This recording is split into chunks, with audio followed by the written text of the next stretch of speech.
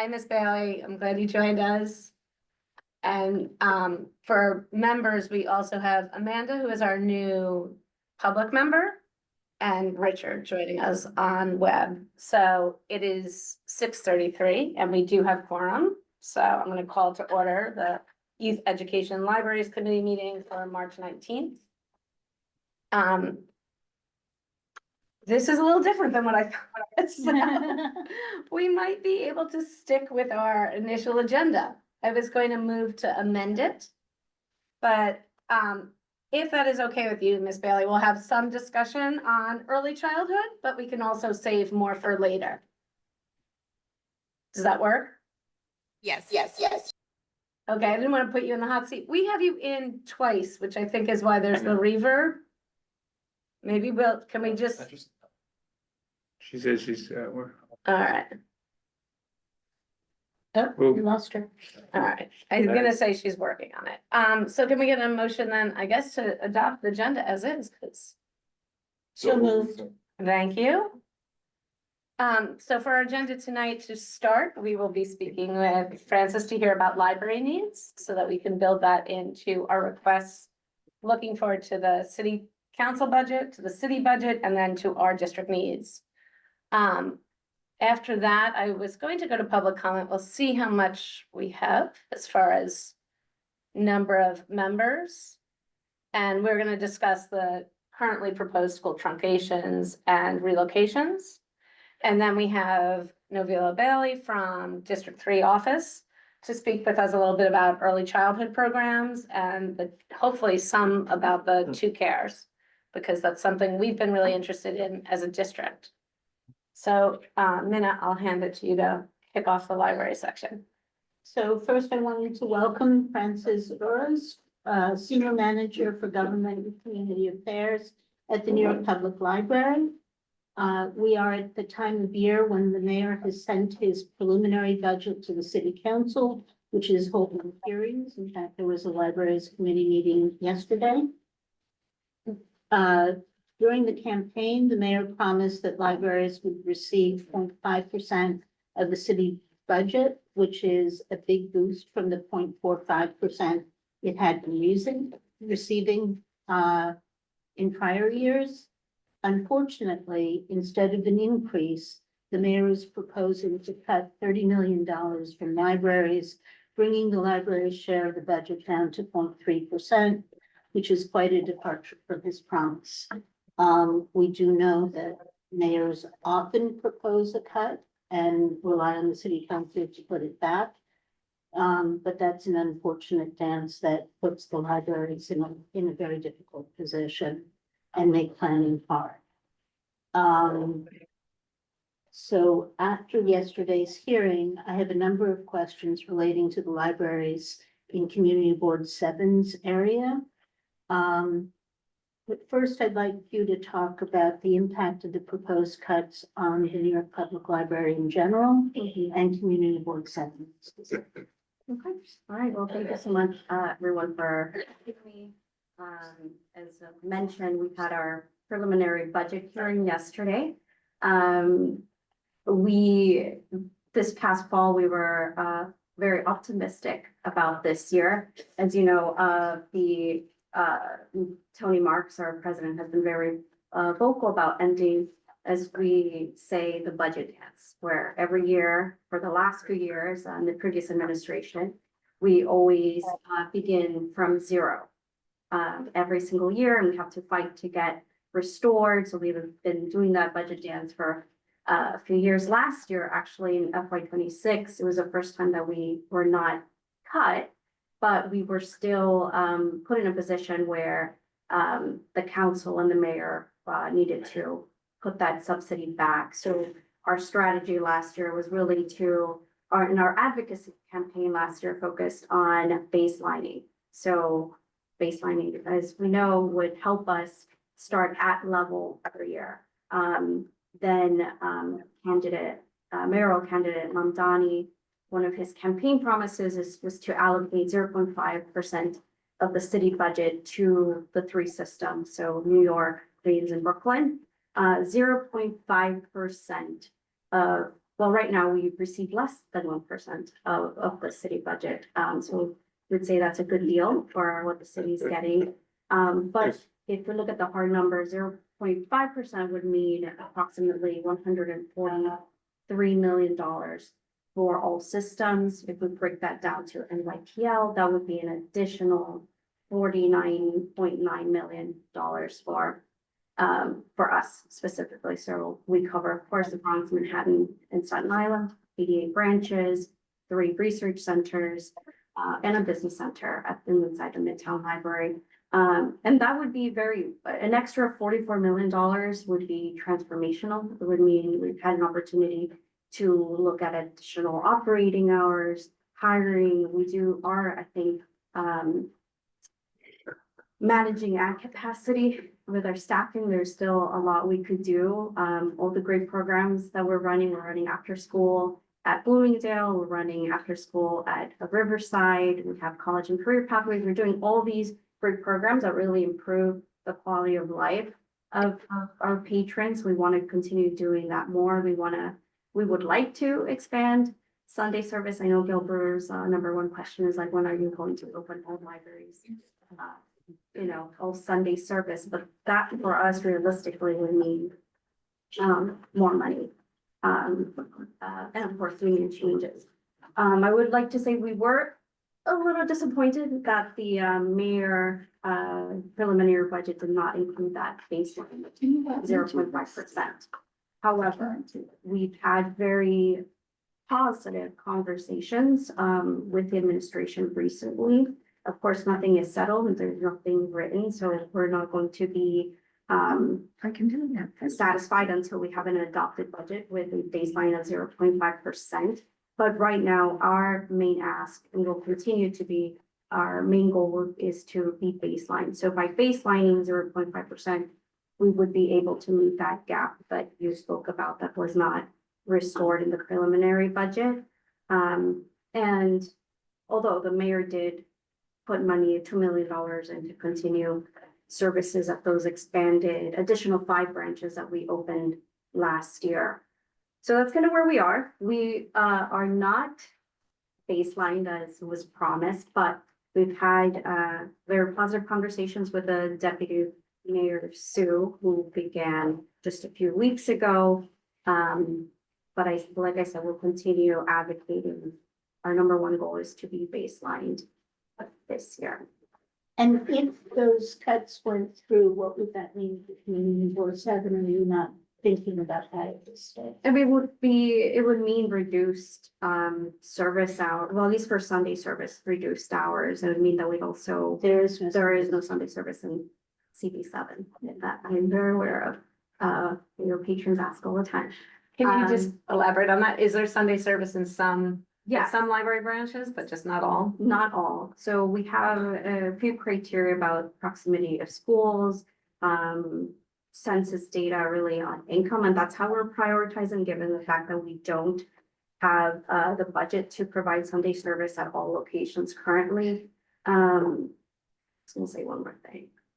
Oh, and then of course the union roles. So right now, Sunday service is voluntary for all our staff, which is a conversation that we would need to have with DC 37 about expanding Sunday service.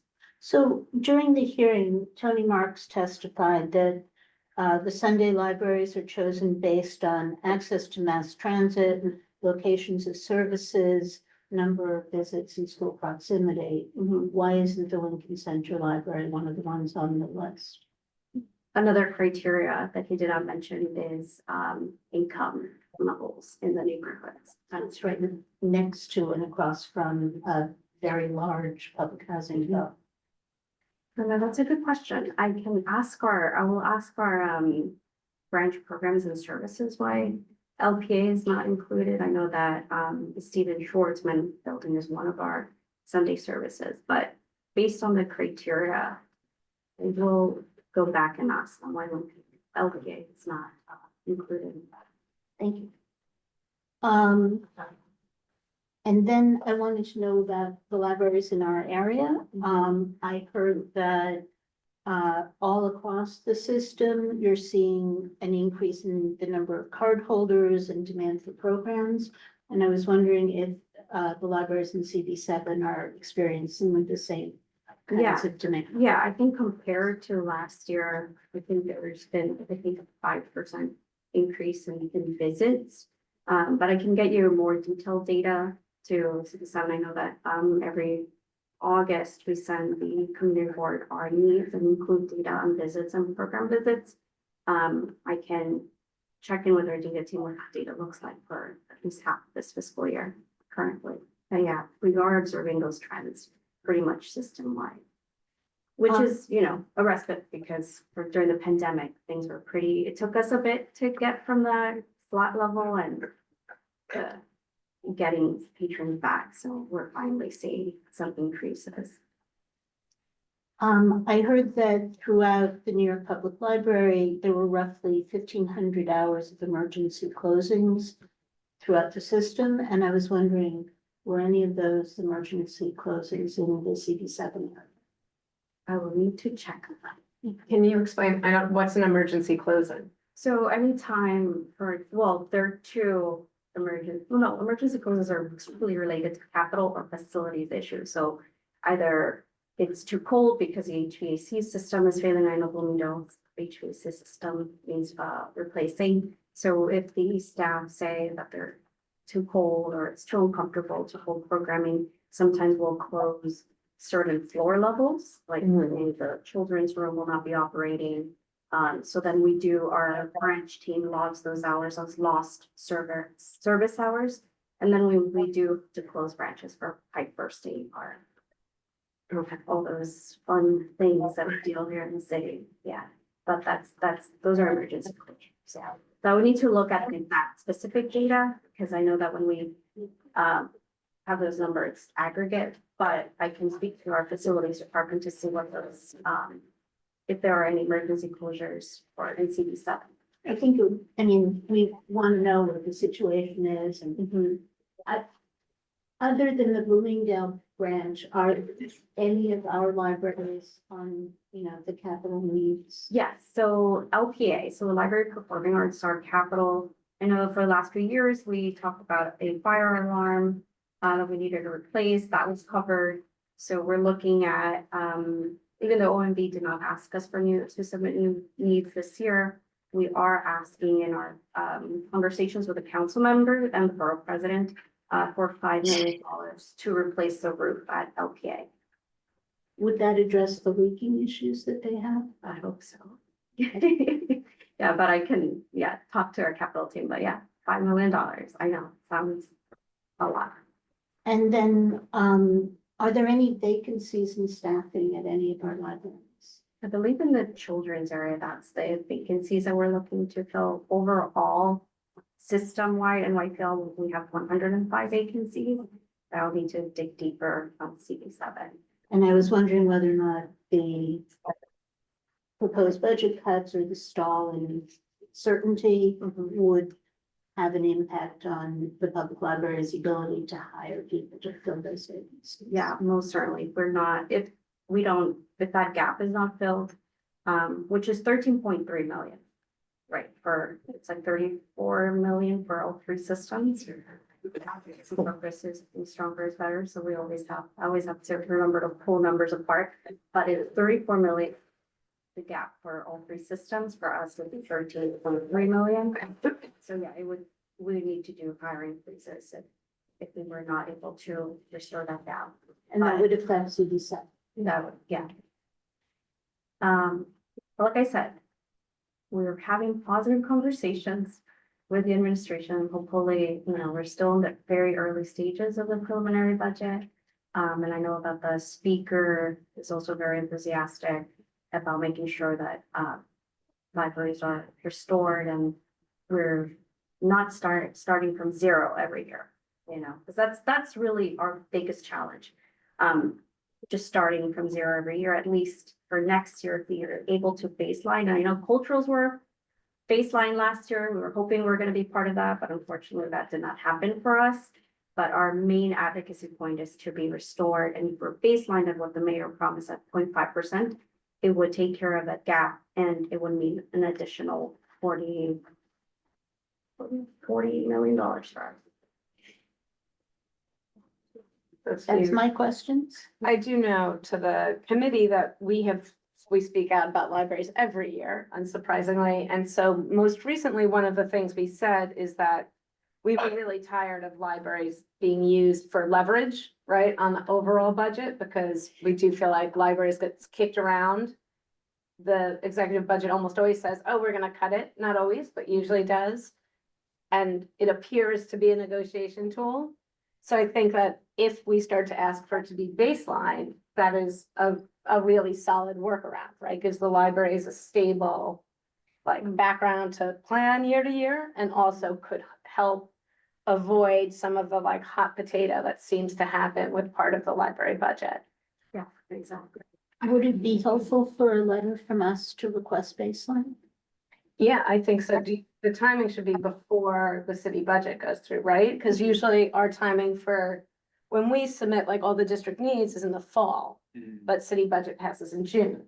So I think that if we wanted to write a letter with it, it is very aligned. It might even be word for word in some of the resolutions we've written in the past.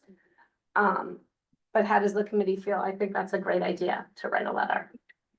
I agree, because it gives the libraries a better opportunity for planning for future fiscal years. You started from zero, you can't do that, and it makes your job a lot harder. Yeah. And then every year, everyone's lives are kind of up in the air. We would fit right in with our testimony yesterday. Do you have to fight for baseline every year, or once you're baseline like in perpetuity? Yeah, once we're baseline, that would be Yes. forever. And how does that pass? That's the city council, that's a law that passes? It's a mayor, so, but then only the mayor can baseline, the city budget. But then you could always ask for For increments, increases. an increment based on, let's say, inflation. Correct. Yeah, Just on that point, so is a baseline as like a percentage of the overall budget or an absolute dollar amounts There's a percentage of the overall. of the amounts? So 0.5%. And the math that we've done with the three systems, like I said, it would be 143 million. So it would really help us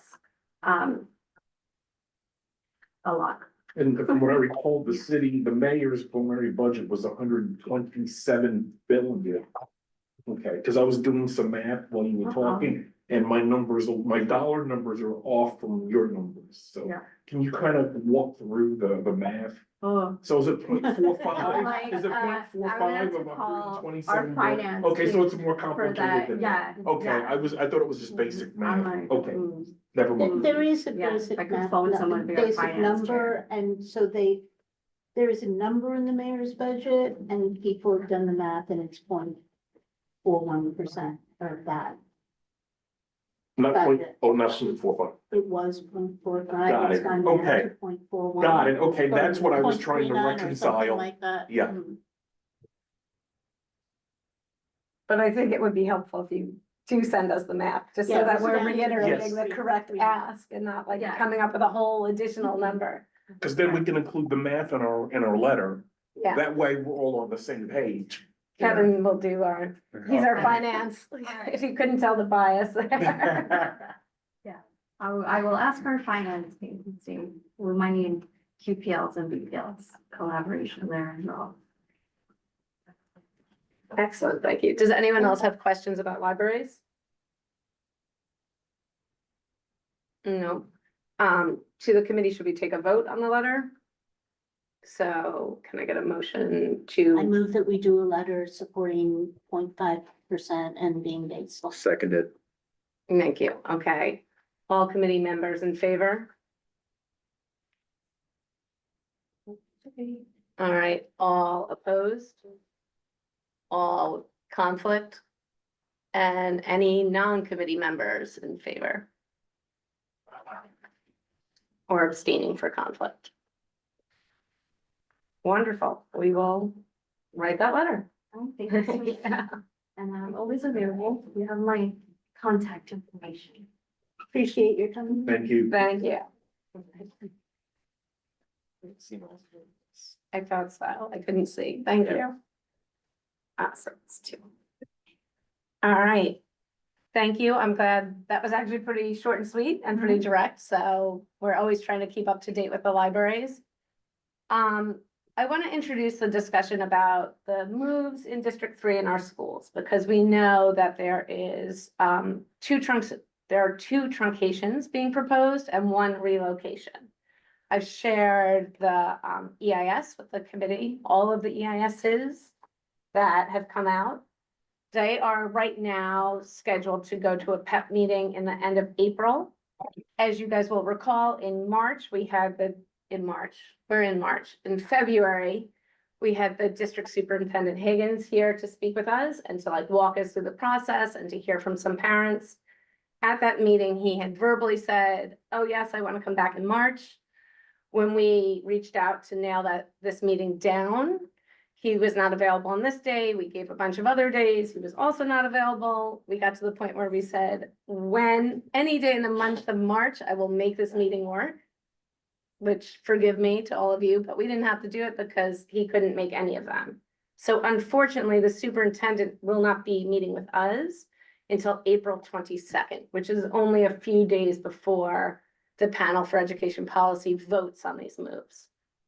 So for our discussion between now and that panel for education policy meeting, we have our meeting tonight. Gail Brewer does have a big meeting on Monday. I forgot what it's called. The town hall. The district superintendent will be there as well. And then we have our full board meeting in the first week of April. And then we will have our regular committee meeting on April 22nd with the superintendent. And then this whole process is going to the PEP. The other like bodies kind of meeting around it are, aside from the many meetings that the DOE is hosting and their required hearings, the Community Education Council is also meeting on the issue. So what I wanted to do now, because I think we got like we're in an unfortunate position because I don't represent the DOE, so I can't really answer in-depth questions except to reiterate what I read in the EIS, right? Or what I hear from other people, but I am no sort of authority in the DOE. I'm not in the system or invited in, so to the public, there's not much I can answer. That's just the reality. But what I thought would be helpful for us as a committee is to hear from the public and to hear a little bit more from the community about what their concerns are. And if we, as committee members, have questions for the public, it would be a good time to try to ask the people who are here, because maybe they have more insight than we do from these like relatively dry documents. We do have Ms. Bailey from District 3. I don't know if this is in your ambit of what you're working on. I certainly am glad that you can hear what parents are saying, what the council's talking about, or the committee is talking about. If it's something you can answer, by all means, jump in. That would be lovely. But I also know that this isn't necessarily the job you're tasked with. So I don't know if you can answer questions that come up. So we'll see as we go. We do not have a sign-up sheet. So if you just raise your hand, if you want to speak, you can speak. Come on up. I'm going to ask you to come up though, just so, do you know our owls? That's our Mike. Okay. He looks like a little owl. He's right here. Oh, yeah. Here? Yes. Yeah. Okay, my name is Gabriela. I have 4 children in New York City. 3 of them have been in center school, 2 of them right now, 1 of them in high school and 1 of them in primary school, all in the Upper West Side. I live 104 in Columbus, that's in public housing. So I'm gonna start I'm gonna shortly say, because I think everyone knows the wonders of center school. We're a Spanish speaker family, as you can see, and my kids have excelled in the school. One of them, my high schooler, is in a specialized high school. So thanks to center school, she's one of the 2% of Latinos that go to specialized high school. All thank you to the school. I have 2 7th grader and a 6th grader at center school. Both of them Spanish speakers at home with IEPs. You're gonna hear a lot of things about kids, but they're like, I have 4, so they just get. One of them, the 6th grader is a stutter, and has HDHD, I cannot talk, how have they helped him in center school? Through counseling. When my son came from PS 87, which is a great, he thought he was stupid, he thought he couldn't do things. They took him into counseling, we worked with the teachers. Of course, he doesn't think he's the top of the class, but he doesn't say, he doesn't harm himself anymore. And I have to send to counseling. I don't know, they respect his privacy, I respect his privacy, they do wonders. And he has HDHD, they help him in class to redirect, he's doing fine. My 6th grader has dyslexia. We have gone through, center school has great readings, they help her with audiobooks, because that's what a dyslexic child should do, she's doing very well. So, and also something that they say about center school, that's a white privileged school. I'm clearly not the example of that, and my kids are not, and my kids are excelling. So the move, I went to the meeting with Mr. Higgins. He's super charming. But what he was saying to us, it was the same day that the killing in Minnesota happened. And I heard Vice President Vance speaking that afternoon. And when I heard him, I find the same rhetoric. He was saying, oh, no, we're not killing people. And there's like, oh, no, we're not taking away your theater. We're just gonna put you in LaGuardia. It's like, in LaGuardia, in this high school, LaGuardia, every department fights to get a spot in there. So how center school kids are gonna go, no problem, you're gonna get the department. We already arranged with LaGuardia, so your kids can go. Is that, yeah, is this? Gabriella, I have to apologize. I did not say this at the beginning, so I'll give you some more time. I should have set a standard that everyone will get 2 minutes speaking Oh, okay. time. So you're over it, but Yeah. I didn't say it. And then so. to finish, the other thing is they say, okay, there's no yard for the school for the kids. And you have boys, I don't know if you have kids, boys need to move. Yeah, there's one yard like 2 miles away where the kids can go and play. Okay, you're telling a Latino mom, the same day, the same week that a 2-year-old was kidnapped by the ICE, that his son can go and play in the yard, an open public yard. I don't know if that's correct to ask a parent of a Latino parent, just go, your kid can go there. Who's gonna be looking at him? Who's gonna take care of him during weeks? What safety they're gonna give to my son?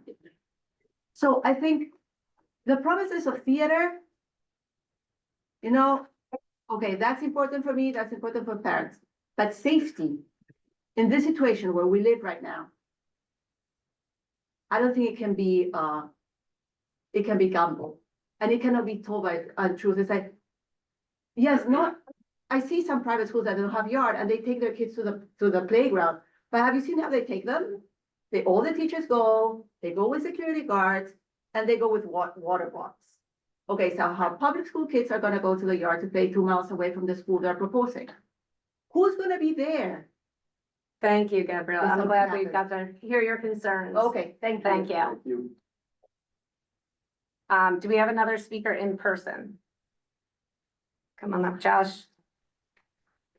Oh, we have one online. Okay.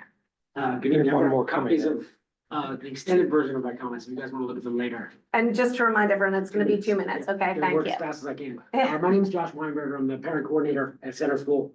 Well, I just want to say very quickly that this EIS is a deeply flawed product. And it's a deeply flawed product because it was the product of a deeply flawed process. This was not a public discourse. This was not the opportunity of parent engagement or family engagement or community engagement that the DOE and this administration claimed to value. It was none of those things. It was a closed door policy. I was part of those working group meetings. We were told in no uncertain terms that the discussions we were having were meant to be closed door sessions. We were not supposed to bring these information back to our stakeholders. And I know that Dr. Higgins was here a month ago and told you something different. And the fact that you're getting different stories should give you pause. And the fact that this is generating hundreds of letters to every single municipal board, parents and families of 4 different schools can find should tell you that something's wrong with this process. And if you need to ask anyone, ask Superintendent Higgins himself. Who has said a number of times, the working group process failed. And if the DOE has produced these EIS statements through a failed process that they themselves admit was failed, you cannot allow this to proceed. You have to do whatever you can, whatever's within your power to raise us up and tell the people who are gonna vote at the PEP that they shouldn't have that. They should pause this process, and you should do what the other CEC, sorry, pardon me, the CEC four in the fourth district has decided to do, which is to call for a moratorium on all resightings, moves, relocations, and truncations until such time as we can process this and go about it in the right way. And the way to do it is to really engage the public in a way that's meaningful. It starts in a substantive manner and asks for input and solicits ideas and discusses concepts and does that above board, out in front of everyone to talk about. And it takes time. It's messy. Community engagement is a messy process, and it's supposed to be. So let's get in it. We're ready to talk about this in the messiest way possible to produce the most just outcome possible. So please do what you can to uplift us and get us in front of the policymakers who can make this happen from the beginning the way it should have happened in the first place. Thank you very much. Thank you, Josh. Do you have any questions for me? Hit you. Thanks. We will if you hang out. We have two people online to speak. So the first was Mike. Yeah, go ahead, Mike. You can unmute yourself. Great. Can you hear me? Yep, we got you. Thank you so much. My name is Mike Iannucci McClellan. I'm the parent of a second grader at PS 75, where I sit on the SLT. I also serve as the co-chair for the district Title I PAC. And I'm also the parent of a fifth grader at Center School this year. It has been uniquely challenging being a new parent in this community this year, trying to wrap our heads around everything that has happened in the past year that has led to this moment. And I reached out in January to the district and said, hey, it would be really helpful if I could have any public documents from these working group meetings that happened over the last year to better understand just what was discussed in these meetings. And I was told that any notes the district have would not capture the substance, the nuance, the full context of the conversations. And I was essentially told, we don't have anything for you. You have to talk to your parent leadership. I have spoken with our parent leadership. I've spoken with parent leadership at other schools that don't have anything at stake at the moment. And the reality is that there's just still a huge distance between what I've heard from parents and what we're hearing from the district. And so I was really surprised in February when Dr. Higgins met with this subcommittee and said that in getting up to speed with his job, he reviewed thorough notes from these meetings. He referred to them as tons of notes. And that was really disappointing to hear. And I would really like to request the help of CB7 in asking the district to please share these notes with the community board. If there's sensitive data, that's one of the things they've discussed that was reviewed at these meetings. The community board could be entrusted with that. But really, I think what parents are looking for is some way through the agendas, the notes, to understand what the district took away from these meetings that meets this bar of meaningful parent engagement that they keep stressing. It's been really hard for me to understand how the sides of the story that I've heard so far really meet that mark, and would really appreciate the board's help. Thank you. Thank you. And then the next person we have is Francesca.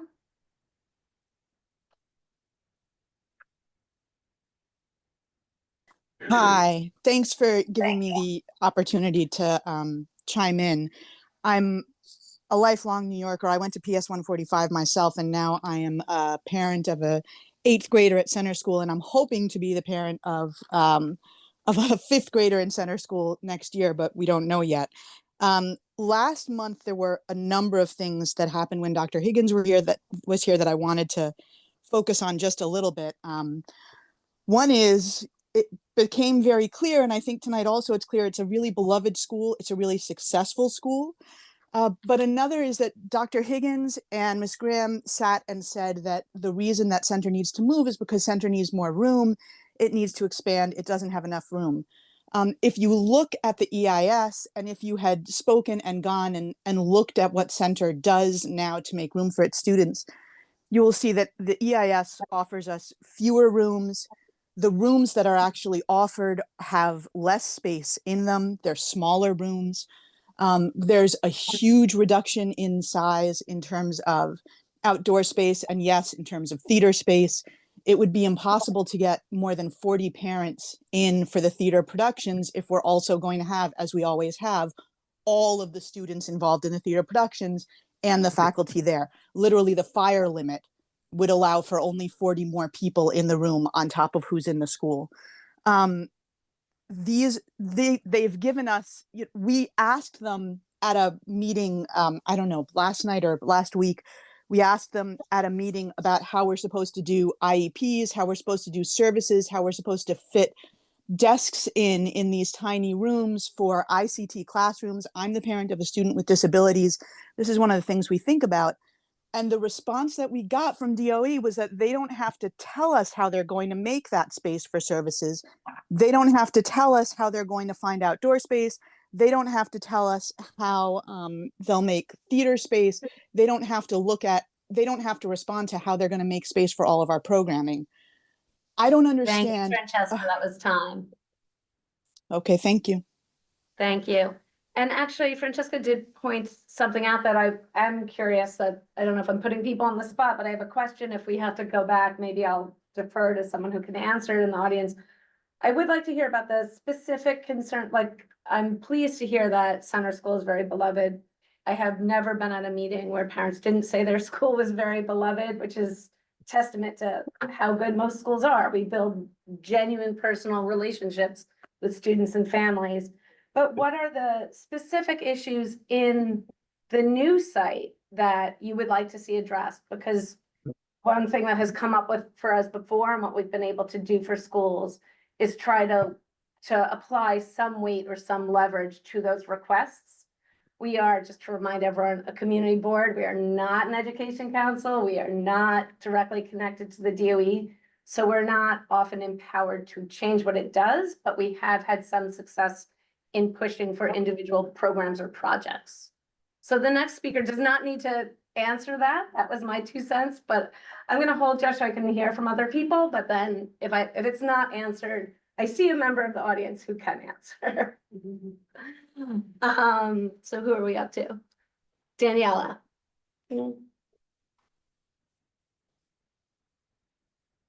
And you can, thank you. With me, can you hear me now? Thanks. Hi, great. Thank you for allowing us this time. So my name is Daniela Lara. I'm a parent of 4 kids. Currently, right now, I have 2 kids at Center School. They're in 5th grade.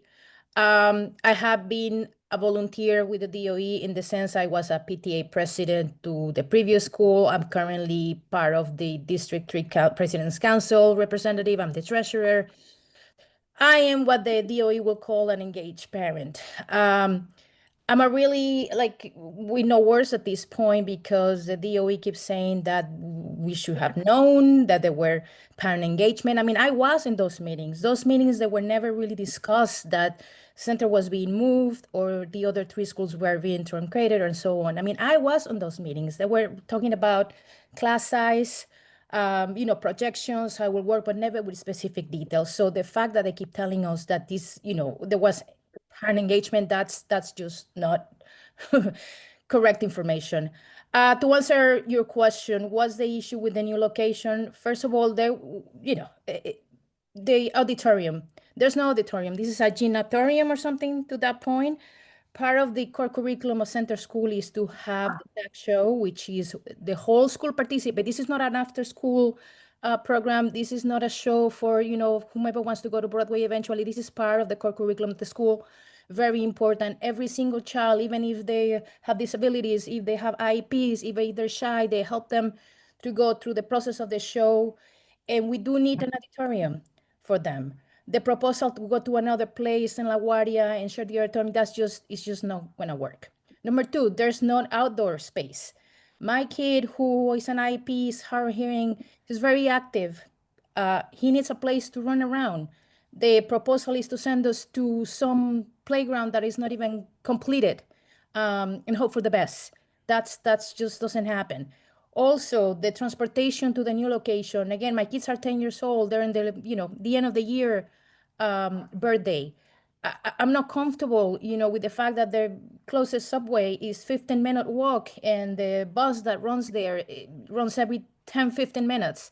There's a lot of loopholes. And thank you, Daniela. We're over time, so wrap it up. No problem.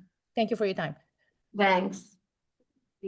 About the questions you're asking. And actually, I do have more people remotely, but actually I'm gonna toggle back and forth, so I'm gonna go in person for the next speaker, and then we'll come back to the online speakers. Thank you. So just for time's sake, I'll try to answer a few of like the questions that you're asking. You're asking about like an educational impact. So in the EIS, I'm gonna go through an email that I've like written already to somebody, so I'm gonna try to skim through it, but hold on really quick. It says nine, just tell us your name. Mine's Julianne Parmenter. Thank you. Thanks. So it says 9 times that there will be no educational impact on the school. However, these statements are presented without any supporting analysis. So it appears at least 9 times across categories, including academic offerings, the school's PROS model, special education services, extracurricular programs, admissions, and budget. Yet no evidence or detailed explanation accompanies these conclusions. Chancellor's Regulation A190 requires that an EIS contain a detailed analysis of a proposal's impact on affected schools and their particular circumstances. Courts have made clear that generalized or boilerplate statements do not satisfy this requirement. In Mulgrew versus Board of Education of the City School District of New York, the court held that the DOE cannot meet its legal obligation by providing generic assurances while failing to analyze the actual impact on the school programs and communities. The EIS does not analyze how the center school's distinctive PROS fundamental foundational model, including multi-age classrooms, advisory, trimester scheduling, theater arts at the center school, and its outdoor writers workshop would function in the proposed building. Nor does it explain how required services for the school's students with IEPs who comprise approximately 28% of enrollment would be accommodated within the limited number of classroom identified at M32. We're losing 3,000 feet of space. They said that we needed to move to have more space, and we're losing 3,000 feet of space. And we're losing an outdoor playground. We're losing an auditorium that fits the entire school. They would have to set chairs up every time the school wanted to go in there because it's a gym and an auditorium. So there's just nothing left to compromise. Like if we lose one but not the other, okay, maybe to like have to, you know, adjust. But when you have to adjust literally the entire philosophy of the school, it's like, what do you do? That was time. Thank you. Okay, thank you. I have a letter also. Yeah, you can just, do you have copies or just one? I just have one, but I Okay, can email we'll it. take it. And we also have, if you've submitted it to the CD7 email, Mhm. we have a spreadsheet. We're putting them all in there. All the committee members have access to it. Okay. So if you've sent it to us, we have it already, but thank you. Oh, I haven't sent it yet. 'cause I Okay. started. But I also have a statement from a parent from 191. Her daughter has a talent show tonight. And so if like somebody or I could read it later. I would Okay, appreciate that would it. be great. Thank you so much. All right, I'm gonna go back online because I'm so quick. It's Fran. Oh, it's the same person now. Okay, Francesca, you spoke already, so we're gonna hold a minute to see if there's anyone else in person who wanted to speak. Yeah, come on up. Hi, sorry, I'm late. That's okay, go ahead. Just introduce yourself. Okay, I'm just gonna set the timers. Yeah, we have a timers. Oh, you wanna see it? Okay, Yeah. go ahead. Hi, my name is Jean Levy. I'm from the Center School, and I am sitting here with Center School, Riverside School for Makers and Artists, Community Action School, Manhattan School for Children. All 4 schools were in play this year by the District 3 for closures and relocation. And when we first started, I was in those working groups. I know I heard Josh, like you already know, like, and you've heard from lots of people that it really wasn't an exercise in parent engagement, which the DOE has now acknowledged. What I really want to talk about today is when we first started this process, there was the first reason that I heard, like Kamar Samuels, the superintendent at the time in October, was that there's declining enrollment in the city and they're trying to capture families who might otherwise leave the city for private schools and for New Jersey and Connecticut. So like, I understand that. I'm from the private sector, right? So bottom line. But then in public, they said it was for class size law, which like, I understand that too. And then they said it was an integration, which kind of like doesn't make sense because there's no integration because the admissions policy doesn't change. It's still lottery. So you move center school to another location, the composition doesn't change. 191 is scattered. These asylum seeking students are now scattered. It kind of like, that's not a good look for the mayor. And then Manhattan's MSC, closing Manhattan MSC, I don't know how that impacts integration. But then last night, what they said was at the CC3 meeting is that the DOE has no money. And so small schools are just not viable. And which is an alarming thing to hear because Center School, we're like a Shasat feeder school and a LaGuardia feeder school. We're a small school, we're school-wide mixed grade, we're a progressive model, but it's really weird because there's no tracking. Like everybody's in the same class. It's super inclusive. we don't separate by grades or abilities or anything. And then we still get the same results like Booker T. It's an amazing school. And the way they do it is they weave theater arts into like the core programming too. Like the kids did a video on colon, like in science class. They have a rap about it. And like they weave it into like all the core classes and then they have theater arts classes. And then they turn out these great results. And this is a school that's on the chopping block because they say we're not financially viable. And there's lots of small schools all around the city. And I think everyone should wake up and all small schools should sleep with one eye open because the DOE is coming for them too. And it's really sad because that's why we're here, right? In New York City, we put up with the RASP, we put up with dirty stove. All right, Jean, thank you. That was the 2 minutes. Thank you.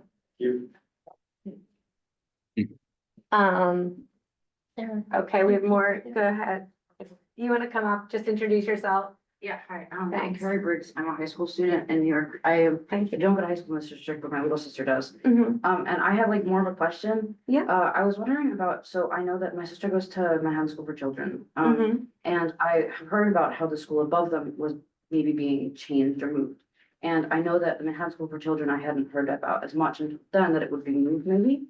And I was wondering, I know the Manhattan School of Children is higher income than the other school on average and like more predominantly white. And I was Mhm. wondering why it was that the school that maybe needed more resources and was lower income would be the one that would have been being moved around. And whereas the Manhattan School for Children would be staying, and where does the choice come in? Is it more of the money that the DOE gets from the school? Of the choice of like what schools get moved and which ones don't? Like how does that work? I was just wondering. Yeah, I can't answer the why. I don't work for the DOE, but I just want to clarify. Manhattan School for Children, I believe the proposal we have that they've submitted to the city is to truncate it. So it would still have its pre-K or K through 5, but the 6 through 8 would phase out. And then the other school in the building that they were talking about is Community Action School. And there was a plan to, I'm not quite sure if the word was, but I believe it was basically to close that school. However, that has been withdrawn. So Community Action School, as of now, from what we've seen, stands as is. And the proposal is to truncate those middle school grades at Manhattan School for Children. That makes sense. Yeah, but I have no authority on the whys of why DOE does anything, so. Do we have other members of the public here who wanted to speak? Go ahead. Maybe use your hand up and I just don't see No, it. no, yeah. Okay, all right. Oh, are you? No, my hand is not up. I'm Okay. behind the chair. so- Sorry, I just I'll walked go in. I Yeah. came straight from work, so. Thank you for joining us. Of course. Hi, I'm Jessica. I'm one of the co-presidents of the Manhattan School for Children. And I wanted to come tonight because the last time I was at this meeting and speaking to you was before the EIS had come out.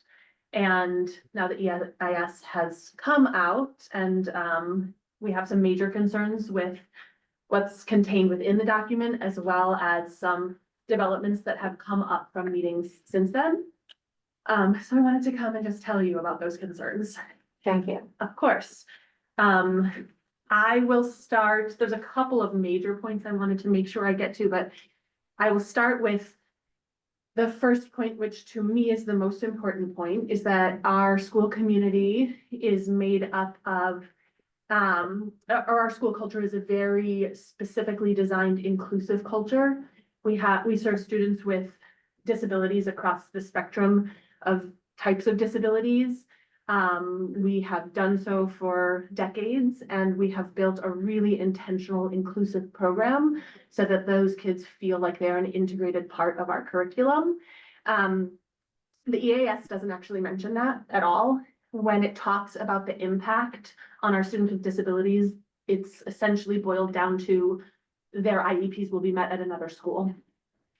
And I believe that to be true. I'm sure the district will do everything they can to make sure that their legally mandated services are met.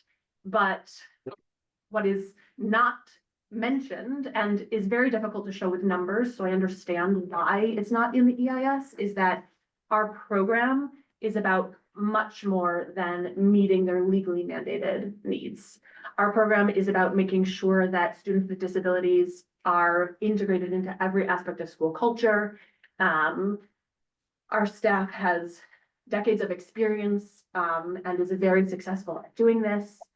I can give you some examples. We have a 12-to-1, a special class that is a combined 7th and 8th grade class. They are for students with one of the more highly restricted IEPs, so they're in a lower ratio class. Some of them have some pretty severe physical disabilities. Some of them have some pretty severe learning disabilities. We also have a 2, 3, 4, a similar class for our 2nd, 3rd, and 4th. Jessica, that was 2 minutes. I'm sorry. I know you walked in Oh, late. it's So you 2 didn't minutes? I hear didn't me even say know. that. No, I know. Oh, no. Like wrap it up quickly because I know Totally. you did not hear that portion. It doesn't mention our students with disabilities. It doesn't give us any plan for them. The whole EIS talks about how they want to strengthen our elementary, which was never a talking point for the district until we saw the EIS. Our elementary is quite a strong program. And in fact, most of it, if you look, is copy pasted directly from the 191 EIS, word for word, just picked up and put into our EIS. And so we're not sure why it's there. And if you look at the numbers in the EIS, it actually shows our elementary school shrinking. Our footprint goes down by 12 classrooms within 3 years, and right now we only use 8 for the school. So although they talk about strengthening our elementary throughout the EIS, the numbers show that it actually will shrink our elementary programming as it is. We have major concerns about how they're treating our 5th graders, who will now, because they moved the date of the PEP vote, will now be blocked out of the middle school application process, but that's a whole other story. I didn't realize I had a time limit, so sorry. Thank you. I'm sorry. No, that's okay. I know you walked in late, so I should have just No problem. preambled that. Okay. But thank you. Hang out. If we have questions, we might direct Sure. them to you. If you could Yeah, maybe ask. absolutely. We also understand you are not a principal and do not work for the DOE. I have been in a lot of these meetings, so I might have some answers for you. And Francesca still has her hand up. I don't know if that's like a new hand up or the same hand up. So I had actually just wanted to answer because you asked a question and I thought I might have an answer great. for it. Yeah. Go ahead. So, I mean, bare minimum would be as much space as we have now and rooms as we have now. I don't see how they expect any of the services to continue if they're not going to give us more rooms, but also they need to let us know that before the move. But then on top of that, we would need preferably an auditorium, but at least a room that is large enough to get all of the students and faculty in it, and half at least, we've always done all of the parents too, but half of the parents maybe. But and I also want to highlight what the prior parent said about students walking. Not all parents want their 5th grader walking outside at lunchtime by themselves to a park somewhere. So there has to be some way to handle that in a safe manner. And then there's real questions about whether any of that is possible in this place, whereas with a temporary extension, and there are extensions that exist specifically for circumstances when there will be more room in a year, but there's not more room now. With a temporary exemption for 9, there could be a very temporary small harm that hopefully we would try to alleviate at center, and we could avoid a permanent harm to center in moving. Okay, thank you, Francesca. Actually, I will ask a question since we seem to be done with most of the public comment. You raised the concern about students walking to the park, but I thought that center school dismisses for lunch, that the kids go out independently. Right, so supervised. center allows students to go out independently for lunch if parents sign off on it, which not every parent does in 5th grade. We had to sign specific permission slips, just like when I was in 4th grade at 1:45, they made us sign permission slips if you wanted to go out for lunch. I think Francesca answered that. Yeah, but there's a nuance as well, like, it's different going 2 or 3 kids going for lunch than 50 kids going to play. Like, controlling 50 kids or the 50 kids self-control. Right. It's different than 4 Yes. kids going for lunch. Yeah. especially when they're, I mean, there's really two. I guess we gotta go. You know, we have like, they have, it's not even in the EIS, but basically they said like, you can use like somebody else's theater. Well, like having to walk to another theater with supplies and, you know, backstage things, all these things is not possible to do with 250 students. It would take, you know, I looked on maps, like how long it would take to walk to Riverside Park. Apparently they're like making some, you know, they said, Gail Brewer last night, I think that she said like, I can look into it, but it probably won't happen, like a space that's opening with fields of Riverside. I mean, every school on West End is gonna be wanting this space, right? And it's like a 12-minute walk. I mean, to walk 260 students, 12 minutes to have recess so they can be together is. All right, thank you. And because we have two more people I did not realize who want to speak online. So we'll go ahead with Meredith. I think. Yes. She's there. All right. Go ahead, Meredith. Hi, how are you? Can you hear me? Good. Yes, we got you. I don't want to take too much time. I'm a center school parent too.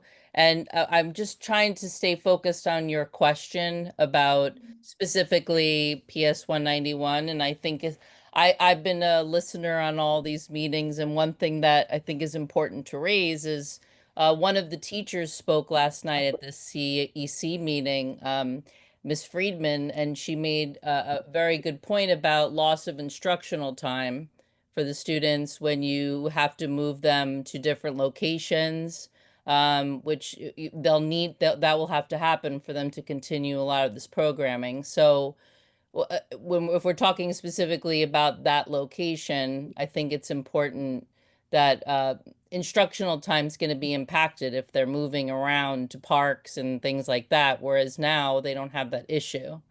So there will be an impact on things if that happens. And I know you. If they have to use other facilities. Exactly. Yeah, but if the auditorium's in the building, like right now, they're on whatever floor and they go down to the auditorium, that's just like. Well, the way it's set up right now is that that's not necessary. And like they're programming the. Yes, probably. Good. Oh, I'm sorry. I thought someone was speaking. Yeah. Yeah, I just think it's important. I'm sure the people there who can speak more on this, but I've been listening to all these meetings and even last night, just general questions about transportation. I mean, for people who are really impacted, who are on the upper part of the district, they didn't really have any clear answers about, you know, how they're going to, maybe we'll do a shuttle bus. Maybe we'll do a shuttle bus on this block. It's kind of hard to be trusting when these things are coming up later on and they're not really clear. So I just wanted to bring that to light because I was hoping to be able to answer a question of yours, and that's all. I won't take any more. Okay. That's great. Thank you.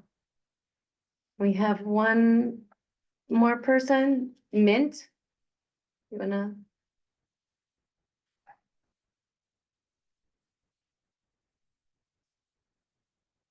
Go ahead, Mint.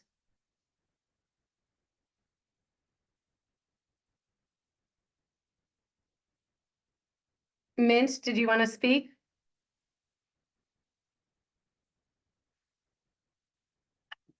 All right, let's move on. I think everyone in person has had an opportunity to speak, yes.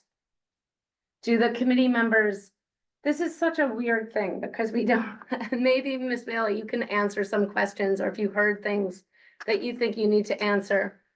Usually my preference would be to ask the DOE, like, some of these questions that we're hearing, since we can't answer them.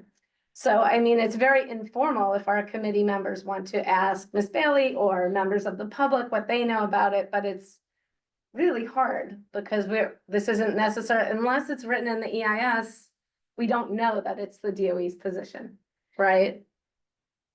So we're kind of stuck, I'll be honest, is how I feel. That's my own frustration I'm sharing. I just want to see, did you want to say anything right now, Ms. Bailey? Can you, am I coming? Oh, good, I'm not coming. Got you now. All right. Good evening, folks. I mean, my purpose for being here tonight was not, was a different purpose. Yes. I'm not really in this space to speak on behalf of NYCPS in relation to this, to the pieces that you're raising, so I'm not in the space to really answer any questions. And I think based on the voices that I've heard, I feel like there are a lot of informed parents, informed staff that are here. And I think that they're aware of where there's some other channels for engagement, where I believe that we'll be able to, like, where these pieces that are raised here can be raised up to the district. And I think that they're, like, for everyone that's connected to a school, they're aware of what some of those pieces look like, but I don't necessarily have answers because I'm here. Like, I will continue to lift and raise the questions that have come up tonight through the appropriate channels. But I can't. Thank you. And just to tell the audience, to reiterate, we invited Ms. Bailey here to speak about early childhood education in the district, and that's like what she's on the agenda for, and that's the project she's working on now. So I completely understand that you cannot answer things you don't know. Could I respond to that? Yes, and then Josh can as well, 'cause I saw his hand. I appreciate that. I want to say that a lot of my concern is because we have done our very best to raise these concerns directly to the district. We've had 2 SLT meetings now where Dr. Higgins has come, and we just aren't able to get any satisfactory answers to these questions. Specifically, when we said, what is the district's plan for our students with disabilities? The response that we got was, this is almost a direct quote, "We care about all students." What was the answer they had, Brad? I want to ask you one question, but I think I know the answer. You have a constituency with a number of physically challenged students, correct? And if I'm correct, and tell me if I'm not, there are 2 buildings in the district that are fully accessible. Correct.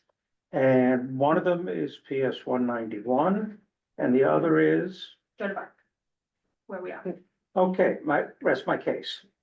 So there's only one. Exactly, and the 2 schools in the building, Lafayette and Community Action, are wonderful schools and have never, to our knowledge, had a student with a wheelchair. Don't have any programming in place to make sure that those students feel incorporated in the community. So under the basics of ADA, you're the only building unless they're gonna move you into 191, which is even more of a problem. Because at least at this location, you've got 3 bus routes to work with. Right, I absolutely agree. The So I only think that- answer is that they're expecting, now that CAS is open, there might be 2 choices, but they were expecting all of the students to transfer into Lafayette.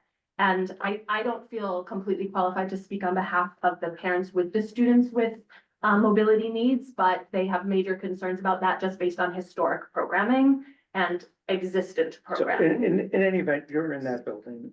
Okay, and Dan wants to speak, and we'll go to Dan. Okay. Is that okay, Josh? It's informal, whatever you guys. Okay, I just wanted to reiterate what Ira's saying is one thing that we have had on our district needs statement from the time I joined the community board is every single year, we have listed the need for more ADA compliant schools in the district. So this is very aligned to what we've been asking for many years. And I think that as a board, we've honored the need and really see the need for accessible Dan, buildings. for a second, right now, that means there are 2 choices of schools for the Yeah. physically challenged. Now we only have 1 choice. There are 3 right now, Community Action, Lafayette, and our school. And Right. ours is the one they're planning to. Right, but their original plan was to be 1 choice. Correct. Yeah. Okay, Dan, go ahead. Thank you. Oh, sure. Well, if one of the parents really wanted to speak, I'm more than happy to wait. Everyone got one. Okay. I apologize. I'm gonna have to leave soon. I am out of town and have another commitment. I just wanted to say, in the spirit of trying to play a constructive role, right, in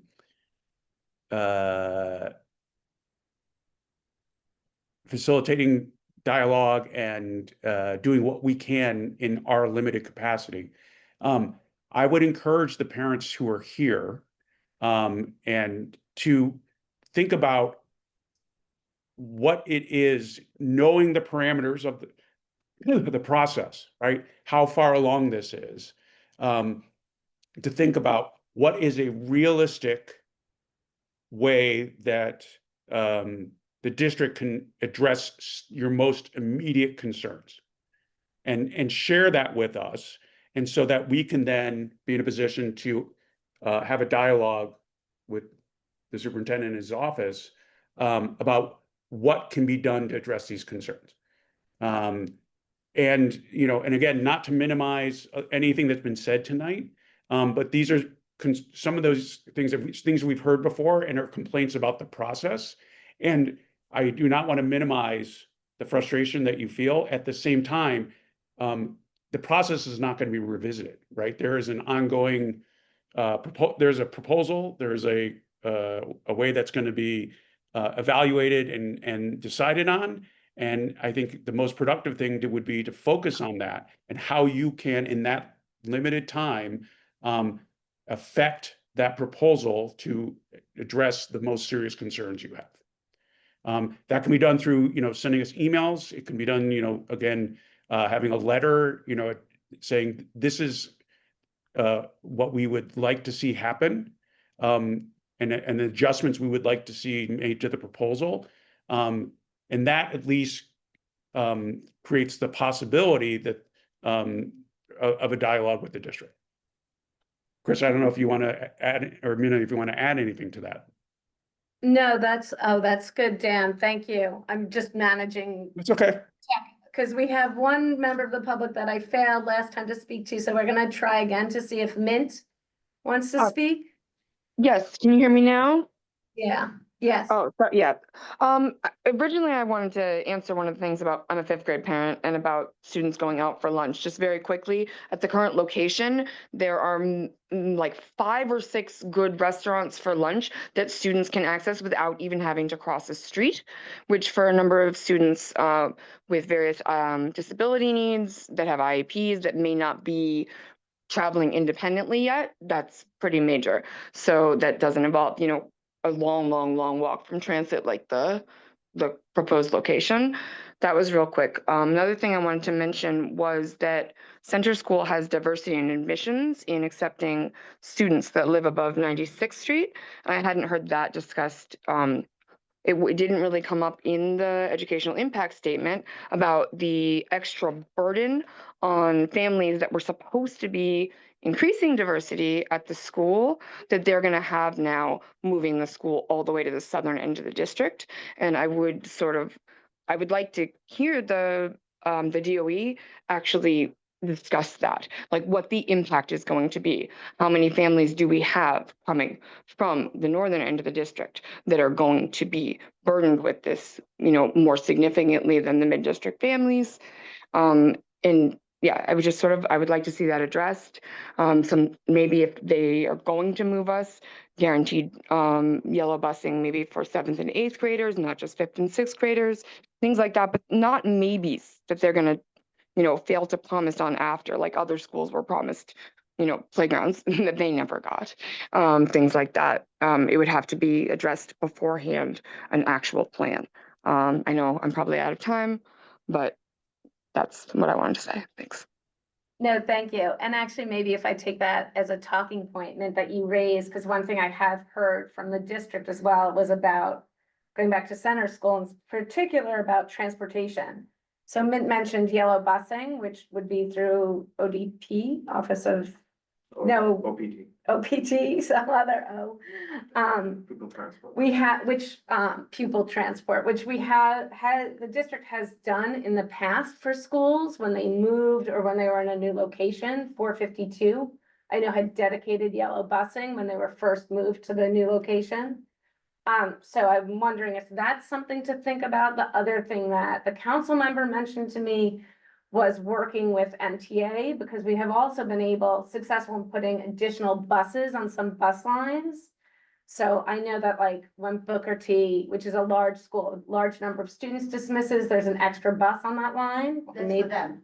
It's just for them. Correct. Yeah. So maybe there would be, is that a possibility that would be helpful in any way if there was a dedicated bus, either through the Yellow Bus or through mass transit? Do either of you guys want to I answer just want that? to say that the EIS addresses those things by saying that there are options being investigated, plans being talked about, people being spoken to. There are at least 7 different babies, uncertainties, and uncertain possibilities that are outlined.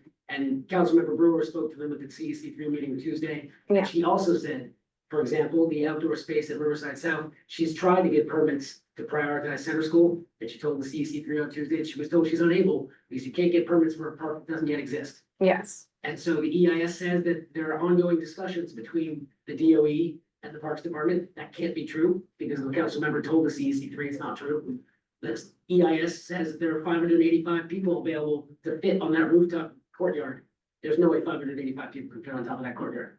So the EIS itself, we can't ask you guys to relitigate what the DOE has said.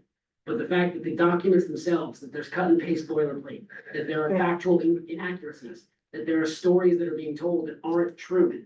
That's what we're asking you to take a position on. Not that it's for you to decide what the right place for a school should be, but that the process itself didn't allow for a just outcome. Okay, thank you, Josh. I see we have 2 more speakers online. So Leah Freeman? Hi, can you hear me? Yes. All right, so I'm Leah Friedman. I am a teacher at Center School, and I'm also a proud alumna of both MSC and Center School, class of 2004. I became a public school teacher because of the education that I got at Center School, and I want to bring up that I just want to address this transportation issue directly because while yellow busing could be a potential solution, it also is against the philosophy of our school that our school is about building independence for middle schoolers and kind of having that gradual release of control where kids start to take the subway 2 or 3 blocks and then get gradually more comfortable as they become middle schoolers. But I also want to speak to the loss of instructional time. I'm a science teacher. I take my class on field trips frequently. I take my mycology class to Central Park. I take my flower science class to different parks and botanical gardens. And when we're talking about the lack of access to transit from the 191 building, we're not just talking about arrival and dismissal. We're talking about sort of the impossibility of taking double period field trips during the school day. We're talking about completely revamping a curriculum that has been written to include sort of the cultural assets that we have at hand. And we're talking about downgrading the education that these kids are getting. And so I really just want to bring that to the fore that even though we could think about these sort of extreme measures to get yellow buses, get a shuttle, we're not just talking about arrival and dismissal, right? We're talking about the access that kids have to spaces around them during the school day. Thank you. All right, thank you. And then additional speaker is Sophia Russo. Hi. Can you hear me well? Yes, we got you. Hi, my name is Sophia Russo. I am the parent of a 3rd grader at PS9, and I'm also the parent of a 6th grader at Center School. I'm also the mother of Ariel Russo, the 4-year-old girl who was hit and killed by a car on 97th Street and Amsterdam Avenue. And the Community Board 7 helped me so much 13 years ago when I lost my child, with advocacy, with fighting for better policies in the community, for street safety, for naming the street after my daughter. And now I have, like, with the snap of like their fingers, the district is deciding that they're just going to move my kids who are in the same building, which I need as a parent who lost a child. I need my kids in the same building, my 3rd grader and my 6th grader. And my 10th grader was also at PS9 and Center School. And I had all 3 of my boys in the same building. And now, with the snap of their fingers, the district is moving my kids apart. Just in January, they're saying, get ready because June, that's it. Like, you're leaving, you're going, the kids are getting separated. And for me, that's devastating. The educational impact for me is that I have to now, if this can't be delayed, because a delay would help me. It would help me plan. It would help me get people like to help me. I never want to ask anyone else to take my kids to school because I blame myself that my daughter died on her way to school, that my mother got hit by a car. was completely maimed, is never the same. I blame myself that I had to ask my mother to take my daughter to school. And now I have the peace of mind that my two kids are in the same building as a mother who lost a child. And now I have to, with the snap of their fingers, my whole world is shifting. So what I'm asking for is advocacy on behalf of center school parents for more time to plan, more time to process. It can't be that in January they say that we're moving with a very unclear EIS, with a very vague, opaque process, and it just happens, just like that. Like, there needs to be better communication. There needs to be more consideration for how this is impacting families whose morning routine is life or death, or a hustle and a grind, and held together by a thread.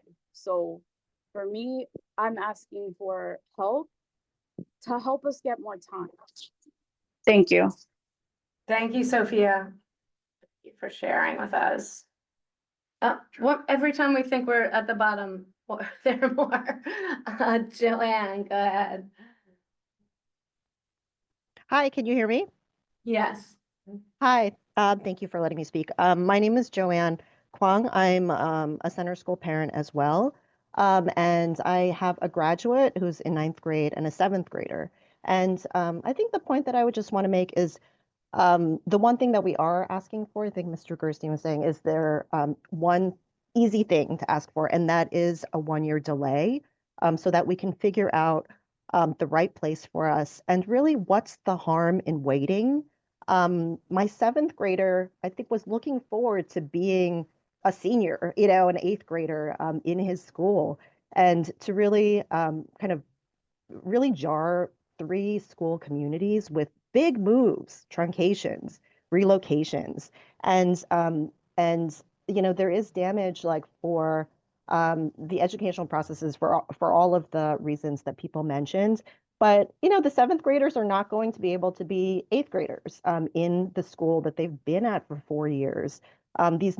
They will be as new as the 5th graders, and it's really terrible because center school is a wonderful place with so many traditions. And having had a 9th grader who has gone through those traditions, they're so wonderful for all of these reasons. And you will hear from a lot of center school parents because the place is a very special place. The community itself, the teachers are amazing, like Ms. Friedman, who just spoke. All of these teachers are creative. They're all resilient and New Yorkers. So as a community, we can figure it out. We just need the time. We just need a year. That's really what we're asking for, and for real parent engagement, so that we as a community, can keep the kids and not disrupt them so much. There really is no reason that we can tell for this really abrupt thing. None of us had heard of this before November. And then the EIS just came out and it was 2 months late. So it seems rushed, and there are a lot of problems with the EIS. It's not accurate. So again, what is the harm in waiting? And as some of my fellow parents mentioned, we have been trying to raise these issues. The parents are so tired. We're attending all of these meetings, and we all have jobs, and we all have volunteer and church and other obligations, but we're here and we're trying to really get help from anybody that we can. So if CB7 can help, we would be so grateful. Thank you, Joanne. And we spoke to Sophia already, yes? Yeah. Okay. All right, that's really everybody online. Yeah. Oh, no, it's not. Okay, one more, good. Should we? Yeah, if you want to speak, you really have to raise your hand now. We can't just keep adding more. So we have Jen Ritchie online. Reminder that everyone's at a 2-minute speaking time. Let's go ahead with Jennifer. Hello, can you hear me? Yes, we got you. Okay, hi. Sorry I raised my hand late. I've been on and off this call, and my sketchy service has not been working, so I've had to reboot a couple times. So I just want to speak to I'm Jennifer Ritchie. For those who don't know me, I know a couple of people on this community board, so thank you for letting me speak. I had 3 children attend PS9, and my youngest now attends Center School. Last year, I served on SLT as well as the District 3 President's Council Board, and previous to then, I've been very, very involved in the school, served various roles. I was PA president for a few years during COVID, but anyway, I just really wanted to share my perspective and raise concerns from that point of view about the lack of transparency and the lack of parent engagement and just the integrity of the decision-making process surrounding the potential relocation of Center School. During the 24-25 school year, while serving on SLT and the President's Council Board, there was never any explicit discussion that Center School might be relocated. I combed through all the SLT meeting minutes recently just to make sure, and there's nothing. When asked directly, even during those SLT meetings, it was consistently stated that there were no plans to move Center School and that any such move, if necessary, would take years to plan. And also the working groups, they shared updates at SLT meetings. The few members that went to those meetings, and they never mentioned relocation. Only general information about the new class size law and like what challenges that might present. But you know, I have to say, like right now, those serving as sort of the quote unquote parent engagement, from my perspective, these groups sort of function more like optics rather than like meaningful mechanisms for transparency or shared decision making. I mean, even Thank you, Jen. That's your 2 minutes. Yeah. All right.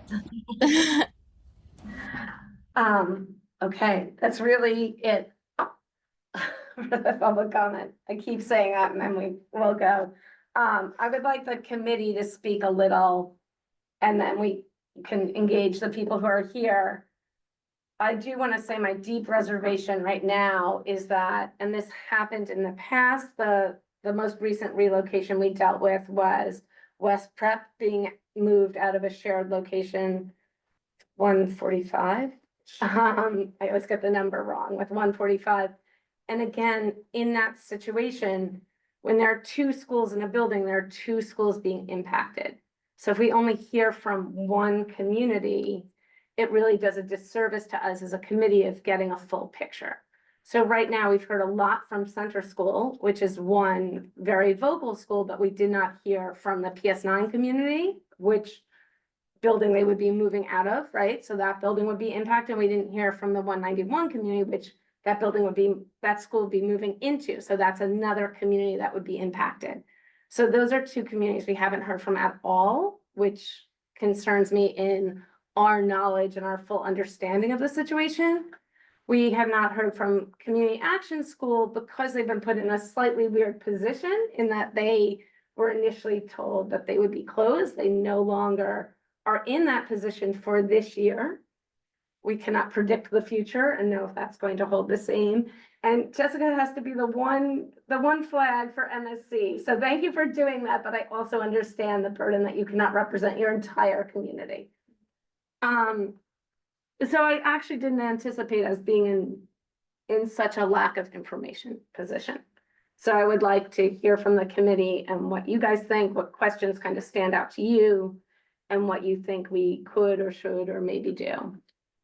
Kristen? Yeah. Is there a way that we can come up with a resolution just to delay for now all resightings and truncations until we get more information from stakeholders? Because it sounds like, you know, from listening to the parents, like this gentleman here and these parents, other parents that are in the room and on Zoom, that they were not engaged, so they didn't have input.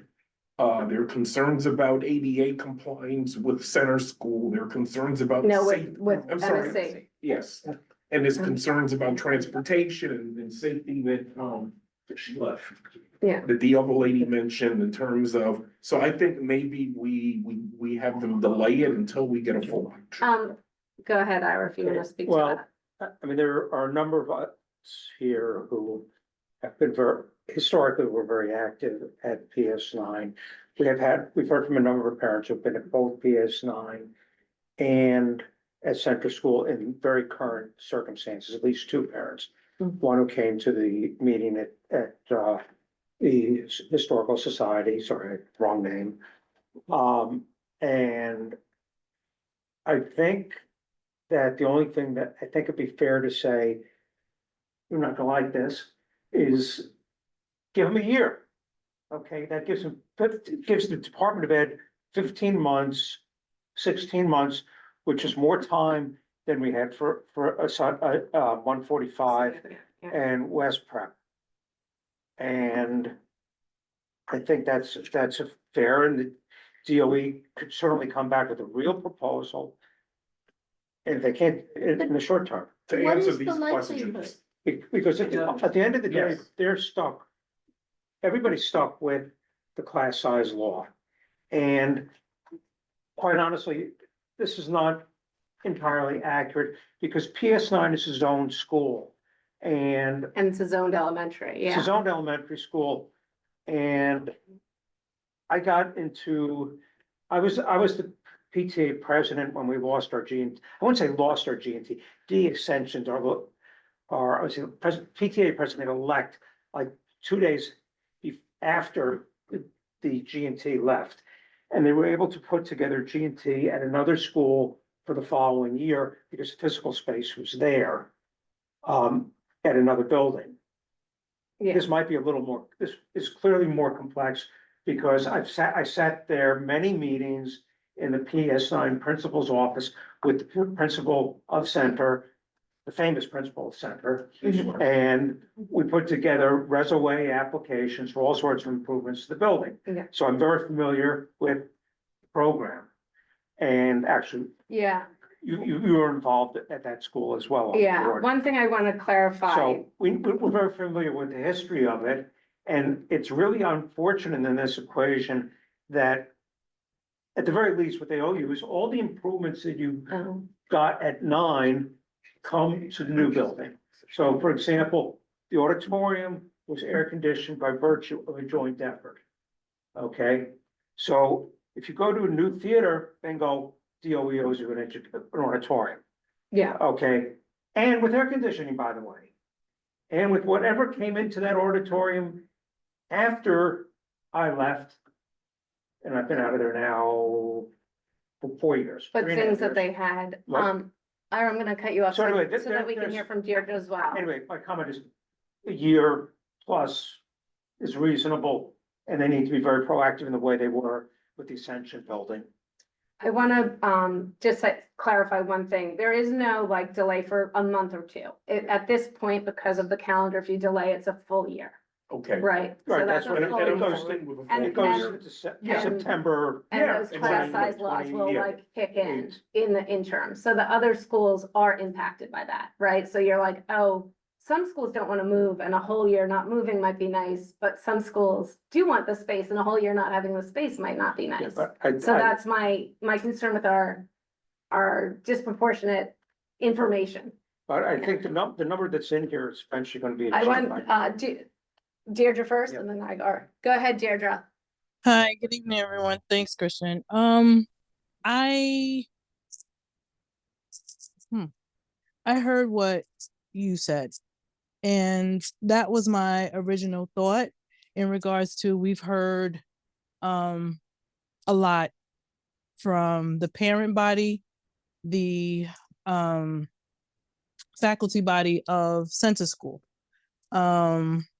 But where are, I should say, PS9, we don't know how those parents feel. In order for us to advocate, and if us as a committee agrees to advocate in what, little power we have in regards to, this situation, it is unfortunate because like I mentioned in last month's meeting, this is the second time that the Center School in its history has been uprooted. I am a former My oldest son is a former student of Center School, so I do have they do hold a special place in my heart. But, you know, playing devil's advocate and being fair, we have to be fair to the entire community. I would love to hear, or wish we could hear from other parents, students, faculty from PS9 to make, you know, some sort of direction as to how the committee should go. I think they do deserve a chance, so maybe a year is it, but what's gonna happen in that year's time? Like, real work is gonna have to be put in. So that's just my 2 cents.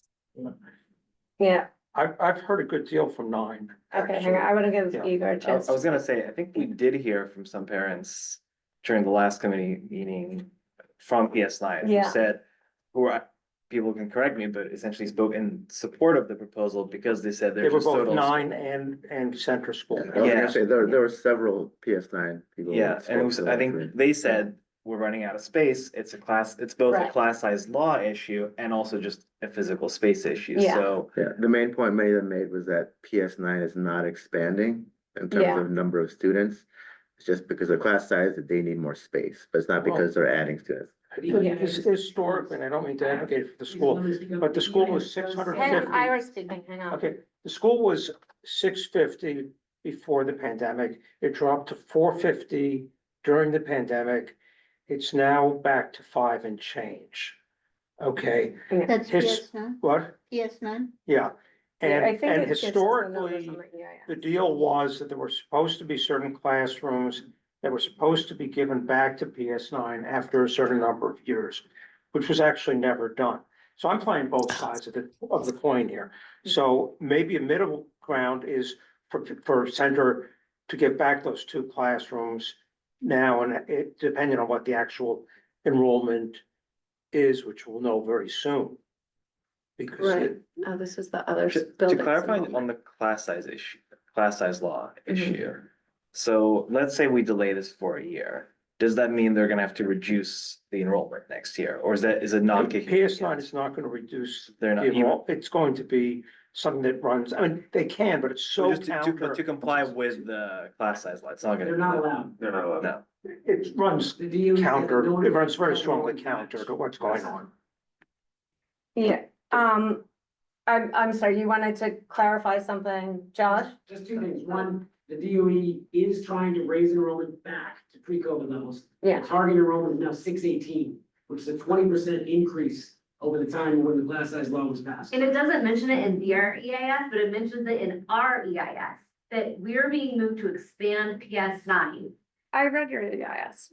Expand is a Raise on relative page 18, term it here, says they're that's the trying to problem. raise Yeah. PS9's enrollment, expand PS9. Yeah, because I mean, again, a zoned elementary is expected to fill their footprint, right? I mean- This year they Yeah. didn't. This year they filled their Yeah. kindergarten class by taking kindergarten students from outside the zone. And It's for a different- Which is complying with Chancellor's For right. context, there are schools in other districts that are at 200% capacity right now and have an exemption. I know, but we don't want to be like, this thing's really bad somewhere, you can be really bad as well. We're not going to encourage that. We agree. We've Yeah. had walkthroughs. Go ahead, last Naveed. week, Yeah, I also think, And there's so much space.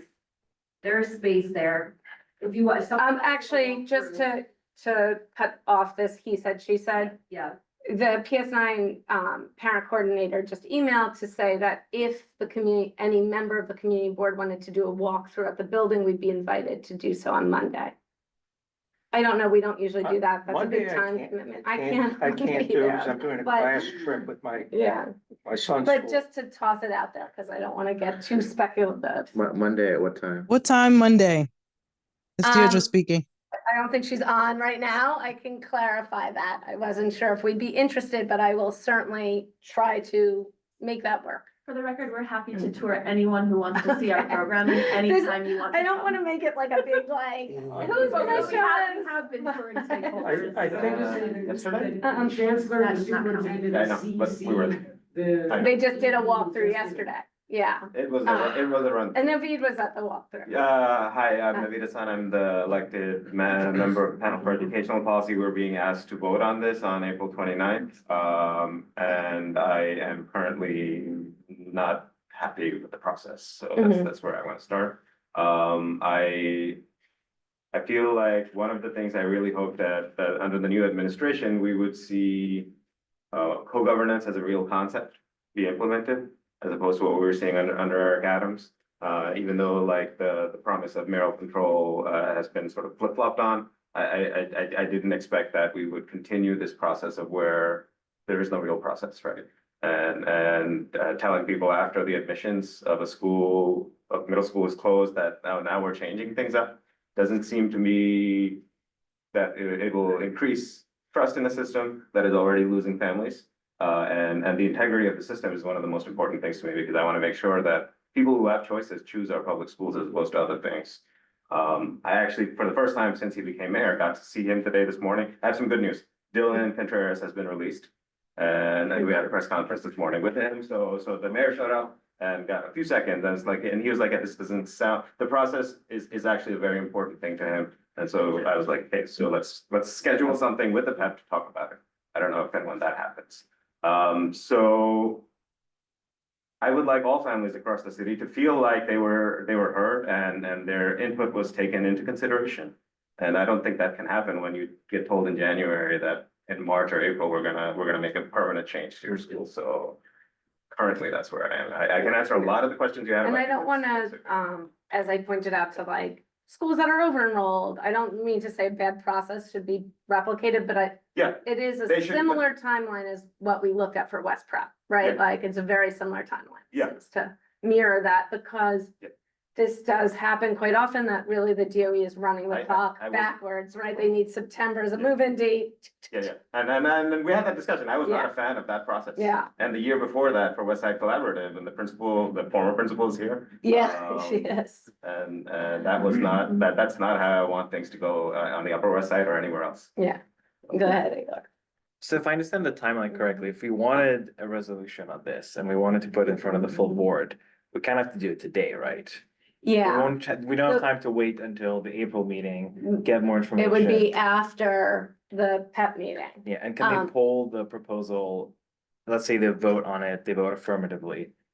Then it's done. That It is becomes done. even Then So more we, of a and if we fiasco. wanna Yeah. do something, we have to do something Right. today. If they It's a had- fiasco already. They have Yeah. historically pulled them Becomes a sometimes like disaster the and a night fiasco. before the vote, when they think Yeah. they're not gonna win, but they, Yeah. they, Our April meeting is kind of too late at that point. correct, the And they only, can't pull it from the PEP, otherwise they can't move it by Yeah. September, so we're really up against it. Yeah. Yeah. That's not my complete- only, it's not hang completely on, just to true. talk about process for Yeah. this committee. My only question that I have for us, because I do feel like we're in a very uninformed position right now, I'm quite uncomfortable, but, is that is there the possibility, and I don't know enough about our own process, that if we wanted to wait until after our April meeting with the superintendent, could we then write a letter so that we didn't have the delay of going through full board?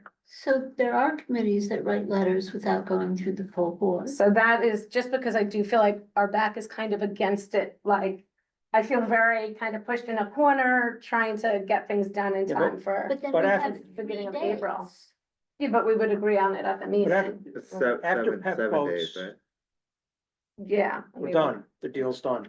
After the PEP votes, but did you want to clarify something about Because when it's that? the meeting's the 22nd. The proposal has to be posted 6 months before the first day of school. The vote has to be 90 days before the day of first day. So they could schedule another meeting to vote on this in Manhattan up to the end of May. If that was something they wanted. That's an evil department. Yeah, and I don't want that to happen. I would rather Right. have breathing space to have. So the these most they people- could do it was they have the potential legally to Just kick get- it a month. Yes. Yeah, but they don't do that very often. No. Usually it's like on or off. Yeah, as far as writing a letter, correct me if I'm wrong, I think that if it's within our district needs statement, right, as a committee, Yeah, then we can write a letter that supports something within that statement without having to go to the full board. okay, so this. I do think the MSC issue would be met in our district needs statement because we've talked about accessibility. And then this is the other thing, we're kind of confusing. We have a bunch of different moves, right? So the debate in the Joan of Arc building is really a separate issue from the debate with PS9, Center School, and 191. So I do think in our thinking, we should clarify that. Does that mean 2 letters or 1 letter? I would see it as two distinct ones unless we folded it together, but just I want to think about committee process. Yeah. I think you are correct that it needs to have been in our district needs statement.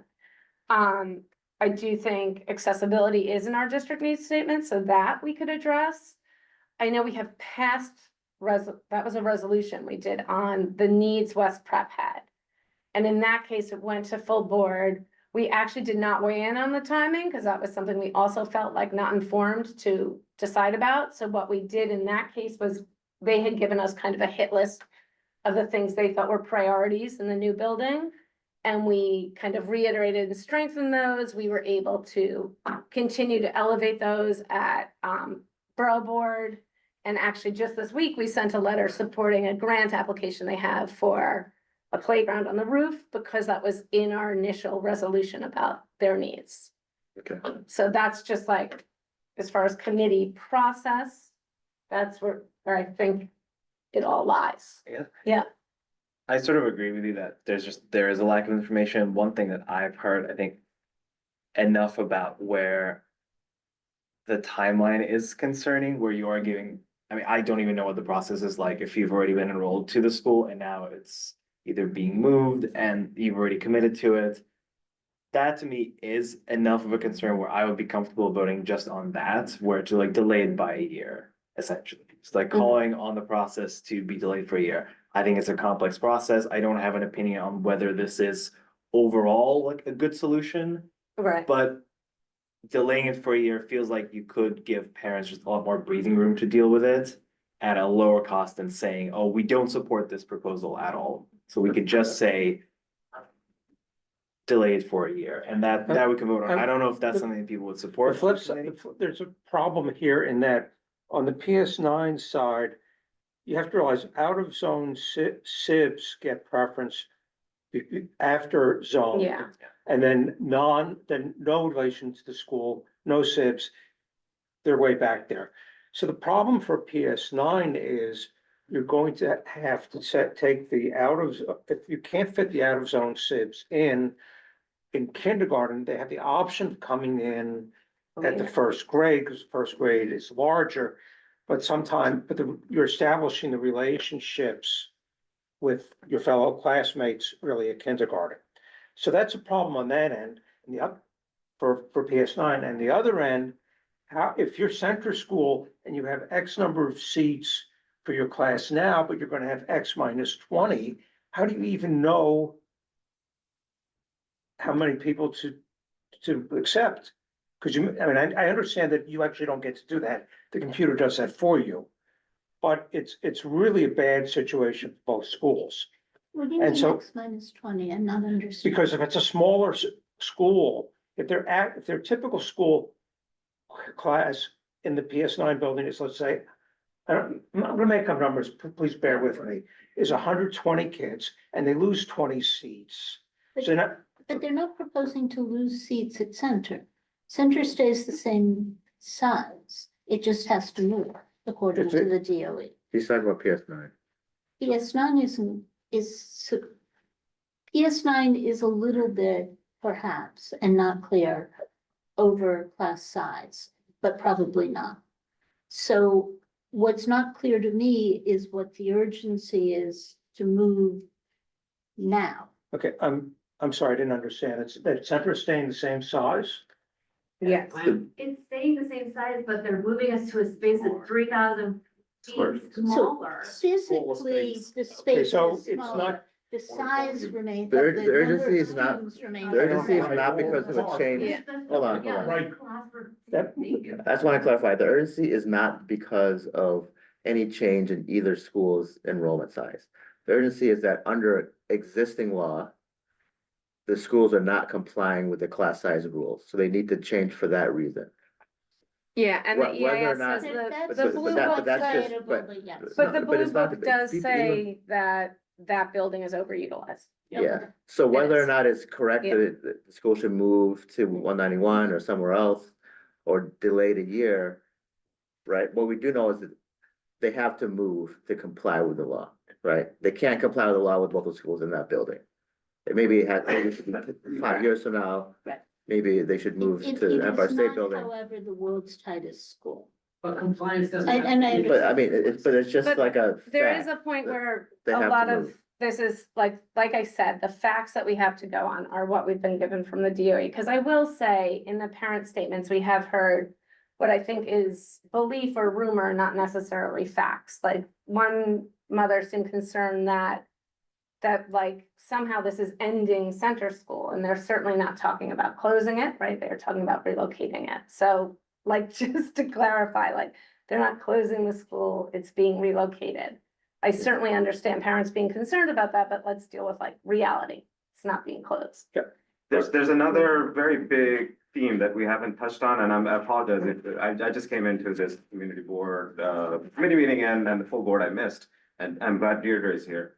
There is a concern around services that we provide for our vulnerable Black and Brown communities, and all of the smallest schools that are the least academically achieving, the lowest utilized are those schools that do that work. We see immediately with what they were doing and proposing for both Community Action School and PS 191 and West Prep and Westside Collaborative, which no longer exists. That those are the services that will be impacted in a way that they may not be able to be provided by a school that has never done that work. Yeah. And I don't see that discussion anywhere, and I'm really troubled about that very specifically. That's a Yes, whole and that separate letter. concerns me with the MSC move, but again, the same parent actually who spoke about like closing center school also talked about Yeah. closing small schools, So again. if we talk about The test scores, discussion is yeah, not yeah. about closing center school. So Sure. yes, it's a small school, but nobody Yeah. is putting it on, Yeah. or none of these proposals. I should not speculate that nobody is. I have no idea what other people are doing, but as far as what is being proposed, there is no kind of closing I will it, say despite its size. You do have Yeah. quotes from Chancellor Samuels that he does have a threshold under which he doesn't think schools are, it's debatable whether he said valuable or viable. Viable. Um, It's not new to that, Chancellor. We've heard it for many years. Yeah, it's not a new but right now, he keeps bouncing between 200 and 250 as the number of enrollment that a school must have in order to remain But just valuable. not to be like, the bearer of bad news, but literally this is the fourth chancellor in a row who said that. So, but maybe that's good. Maybe that means they don't really act on I think it. it's every superintendent has said that. Yeah, and every chancellor has said that. So that's I not just want to make sure, inconsistent. I heard someone sitting here right as I walked in who said something about MSC being less racially diverse, and I want to make sure that it's clear that our middle school is predominantly minority students as well. Our elementary is, the percentage of white students is a little higher, but our middle school is overwhelmingly minority students, as well as the students with disabilities and English language learners. Thank you for clarifying. Yeah, so some of the things that we heard tonight that are in contention, because I've heard from elected officials, different numbers and different things, is that I have heard a couple of proposals around the auditorium. We have heard overwhelmingly that it's really a central component to how center school runs their programming, right? So that seems to be of great value and great importance, but we have also heard some parents have simply said like, there's nothing, and some have said like, these are the proposals. We also did hear from Superintendent Higgins at our last meeting where he kind of outlined their idea of how the auditorium space in the 191 building could be viable. Again, I wanted to draw out a little bit about the transportation because I've also heard various theories around that. So I want like the need we can certainly establish from parents and like lobbying for particular transportation options we could do, but we haven't heard what's on the table in like a fine number, right? As a hard number from transportation, but I have heard from elected officials, from people in the D3 office, that they very much want to work with the school community to address some of the transportation issues. I'm sorry, it's all center school, I know, but we will talk about MSC too. We were also told like that the park is so far away, but I mean, I've worked with that 191 building quite intimately. I was a big advocate for building it in the first place. So I have walked to the park many, many times from there. I do know where it is, and it's not unrealistically far from the school. It's actually closer than the vast majority of schools in the district. So some of the resources that, like, parents, I understandably are afraid and concerned about losing or not having, we just don't know the validity of those concerns. Like, I understand it as a concern, I just don't know that it is not being met, right? Like, there is the possibility that it is being met by the DOE, or by the district. So that's where we're in like an uncomfortable place with not getting like a hard answer from the Well, I superintendent or think from you an pointed elected. to one of the problems was brought up when Higgins was here previously, which he admitted that the communication has not been Great. Yeah. perfect. To say it hasn't been perfect is complimenting it, from what I understand from you and from Higgins. From Dr. Higgins. Yeah. This process was a failure. All right. And it was done primarily under the current chancellor. True. Which is not Yes. to belittle the current chancellor, because we depend on him immensely for his goodwill. Yes. Yeah, I just want to clarify, because definitely we're getting, and this happens anytime, because people rightfully love and value their school, which I fully respect. And as a parent, I certainly do too, right? So you don't want your worst fears realized, so people often kind of speculate under the worst scenarios, which is not what I would hope, at the very least, the rest of the district, whether it's the community board or the CEC or the district office, can mitigate. Right, so I don't want to go down like all of the worst scenarios. I also know, like, yes, the playground does have a fire code that's pretty high. It's almost 600, it's 585 or something like that. I also recognize that, I like, was there yesterday. we're never filling to the fire code anywhere. We shouldn't, it doesn't matter where it is, we shouldn't fill to the fire code. However, the enrollment at the school is only like 250, so it's less than half of that number. It's Yeah. 1/3 of that. Yeah. Right. On the eyes when we toured it. So it's 1/3 of the number, so it's far, it would not be as many, and I have also heard from other officials ways that it could possibly be mitigated, which we have seen, like very much like what just happened with West Prep, right? Like, But West Prep didn't get the outdoor space it was supposed to get years later. There was a But- resolution of the CEC. well, it's 2 years later. It's only a year later now, but they did get like a lot, all of the work that they requested in the building, they did get. Yeah. And they did get on time, which is actually another It's thing. remarkable. Ira will testify to this. Yeah, having spent most of my adult life on the private That was, side. of that was public City Hall. procurement. City Hall made that happen. But the point is, you guys shouldn't have to speculate. We should have enough time for you guys. to- But when, I'm sorry, Josh, we didn't call on you just right now. One other thing that I did hear from Principal O'Reilly was that he was considering, like, he's not being intractable, he would move to another district, like, he's saying, like, just find me a space. Just clarify, O'Reilly's The at. principal of Center School had been invited to meet with him with other PEP members and to see the situation. The criteria was auditorium for the tax program, a playground for the entire school simultaneously to the end, and ideally close to transportation, Yeah, and I think that was it. Right. I mean, And that could happen having somewhere him- else, so she's having shopping him around. Move to a different district is not ideal. for Our District electeds 3. were not fans of that, they were like, Yeah, we I don't want, mean- so there's a tension there. There aren't very many Yeah. great options in District 3 for middle school. Yeah. Center School is one of them. To Yeah. lose that. Yeah, would be so this is where. Disaster. Yeah. but also I don't know that the grass is always greener on the other side. Do other districts have the perfect building that are like, I Yeah. thought we were told they couldn't be not on 84th Street in Columbus, so Yeah. like, I don't know. But like, I hope somebody has the perfect building. I Is don't know is that there it space exists. just south of our district? Maybe, right? Like, we haven't looked in District 2, just south of 59th Street, a school building that's from 1961, that is a legitimate old school building. Don't pull us in it, because I have to admit, I know absolutely zero about anything outside of You're Community talking about Board like a 7. 1910 So we're not building. speculating about other As an districts. auditorium. I do wanna say, I want to thank you, Thank you. Naveed, but I do want the committee to talk a little bit. You can go ahead if you. well, I was have just gonna something say, to- I think that point is very interesting to me because these working groups were really siloed and Joan of Arc would be a great building for center school. And if there had truly been community engagement, I have heard so many creative ideas to solve some of these space issues since the proposals were dropped that never came up because those working groups were siloed by building. So we didn't even know that there was anything being talked about over there.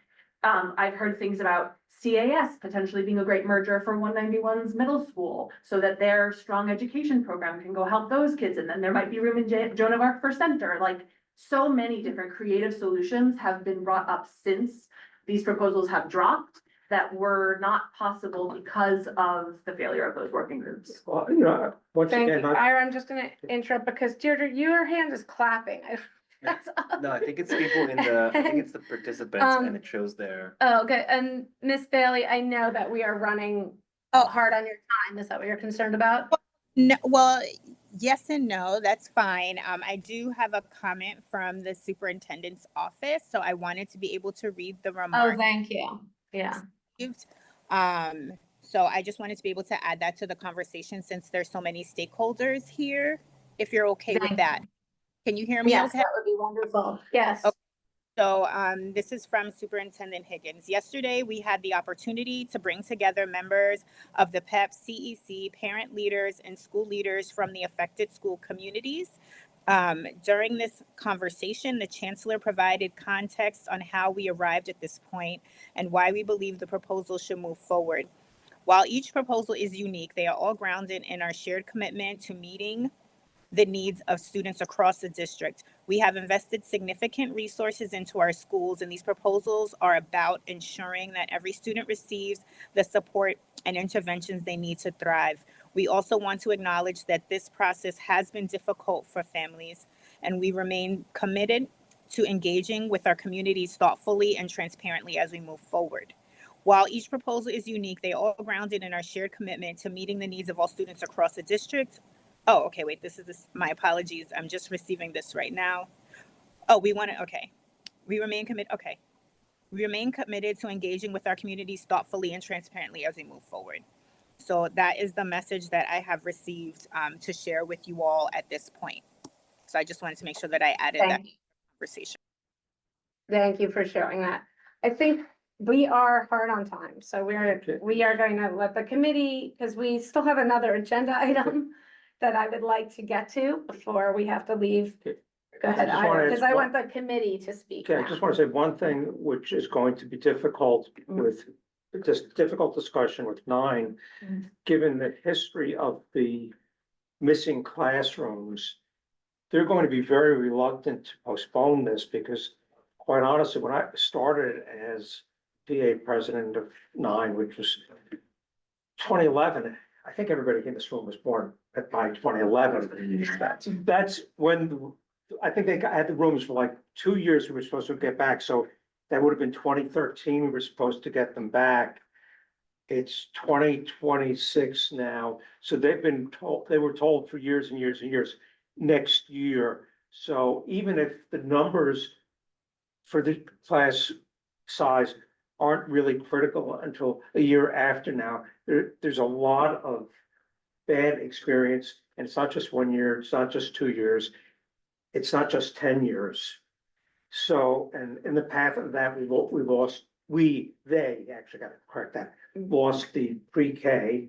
They used to have two pre-K sections. When you went to Universal, they were lucky to even preserve one because of the missing classrooms. Anyway, there's going to be a great reluctance, even if there's compelling logic, and I'm not going to say whether it's compelling logic or not, to postpone this a year, even if it might be an ultimate solution. There's going to be great reluctance given the history.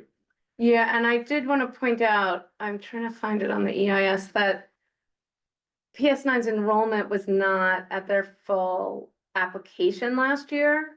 And I believe, but now I don't have the number in front of me, but the principal of PS9 had made a decision that their classrooms were too overcrowded, and they felt like they had the luxury that they were able to say no and not go to full capacity. But who tells you? Office of Student Enrollment told them, you're taking 100 kids next year. You have no choice. So just so we know, part of why they were able to accommodate everyone last year. They somehow ducked and weaved on Office of Student Enrollment. It sounds like they don't have that. So the 100 kids that they're taking is not in district kids, is that?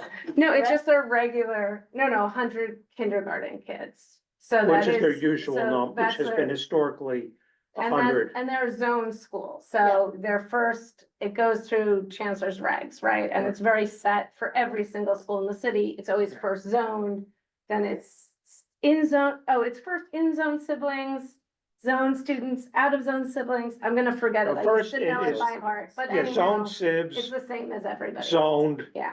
out of zone sibs.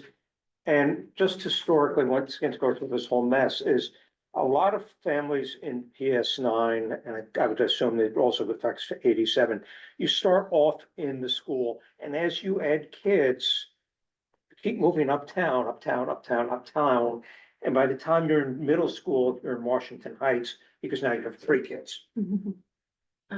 Cause I keep getting. And if you're 4 kids, well, you're out of luck. Despite the fact that we've seen certain families here who've managed to do that. Yeah, so, yeah, we don't have that number in front of us.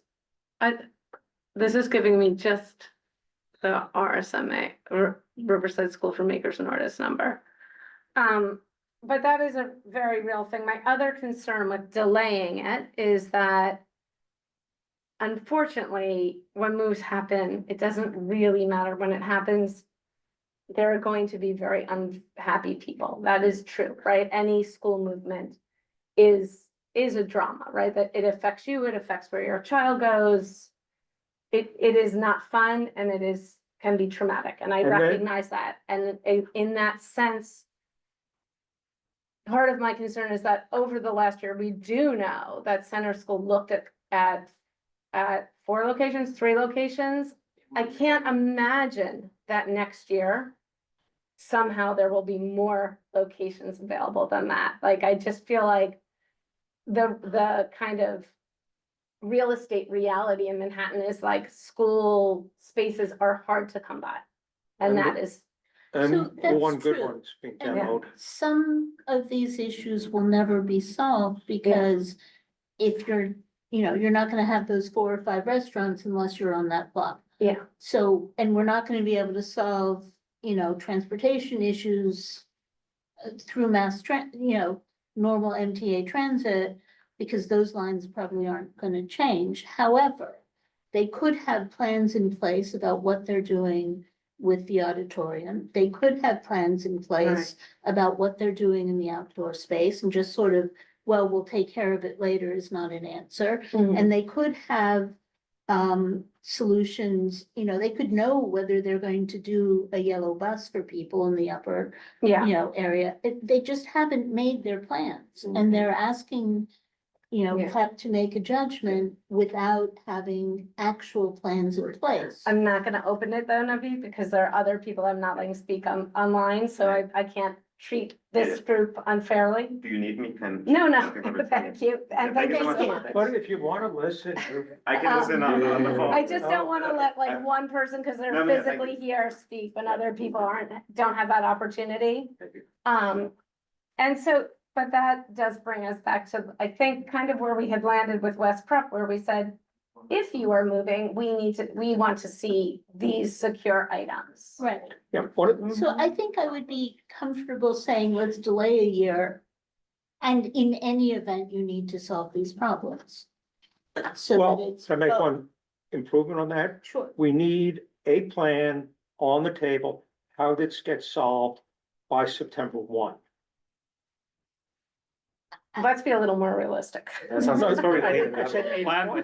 said a plan, Yeah. so that when you come to release the Mm-hmm. school selections in late fall, everybody knows where the schools are, But which they didn't do this year.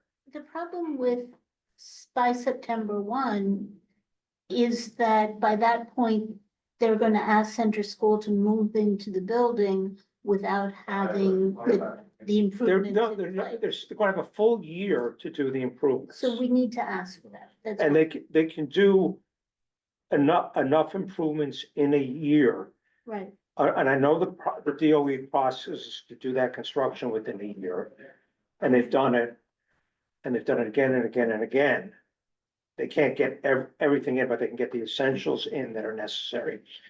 But you need, when you release that book, what's now no longer an actual physical book, but when you tell people how many seats we're going to have, what school, put in your choices now, those have to be real, they have to have a physical location, you have to tell everybody what's going on.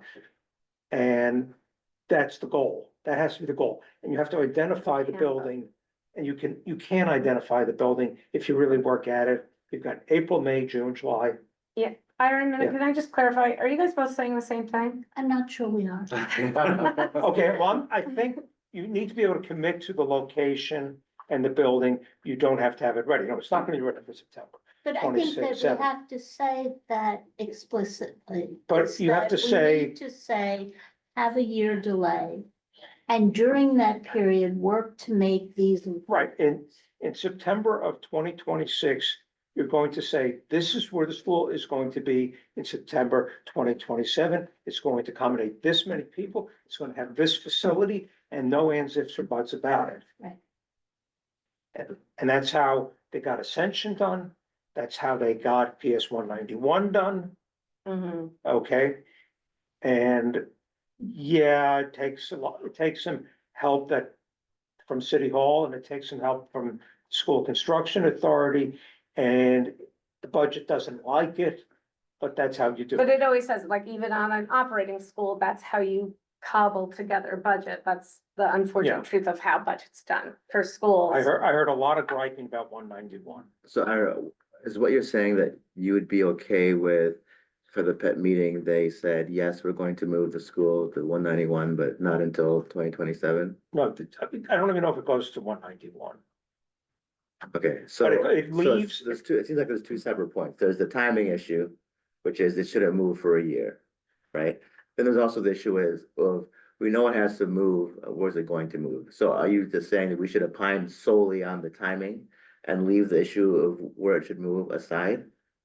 I think we have to do that for the moment, because I don't, from whatever I hear, and quite honestly, if they're keeping the same number of students but shrinking the area, that doesn't work that well for me, because quite honestly, when you have this theater component, it needs more space than an average school that lives in classrooms and only uses the auditorium as a gathering space. So I think I would like our letter to make specific point that this is a smaller footprint than what they're leaving. They're Who's smaller just, class. we're only talking about center school? Center school. I, How are we? At some point, we have to address the needs of other schools, but let me just Well, step but it we back also, one. I think for the benefit of nine, Wait, one notch. Yeah. You said letter, where are we about trying to do it? I think we just said we cannot do it as a letter. It has to be done as a resolution if we're going to say anything about this center school component, because that is new. Okay, Yeah, so, yeah. so we're in resolution land. And you want to delay and then additionally ask for specific. I mean, to me, what's more important is to ask for the specific items. I don't think you can do it without the delay. Okay, and then this is for center school. What are we saying about PS9 or 191? well, and what that- you have to say I about. don't need to call each person out, sorry. Okay, this is what a you have weird to way of say, doing sorry, it. what I'm you have to just say don't have about the 191 language. PS9 is you have to have them on board, and if the cost of keeping them on board is getting one of those classrooms back, I don't know, that's a discussion that the two schools need to have. Centers offered. But Because can if we- they've been, Hang on. if PS9 has been told by the central board that they have to take another class that they don't have a classroom for, because students are there, and they're going to be told momentarily, if not already, that they're coming, PS9 is kind of screwed. Exactly, so do we wanna say?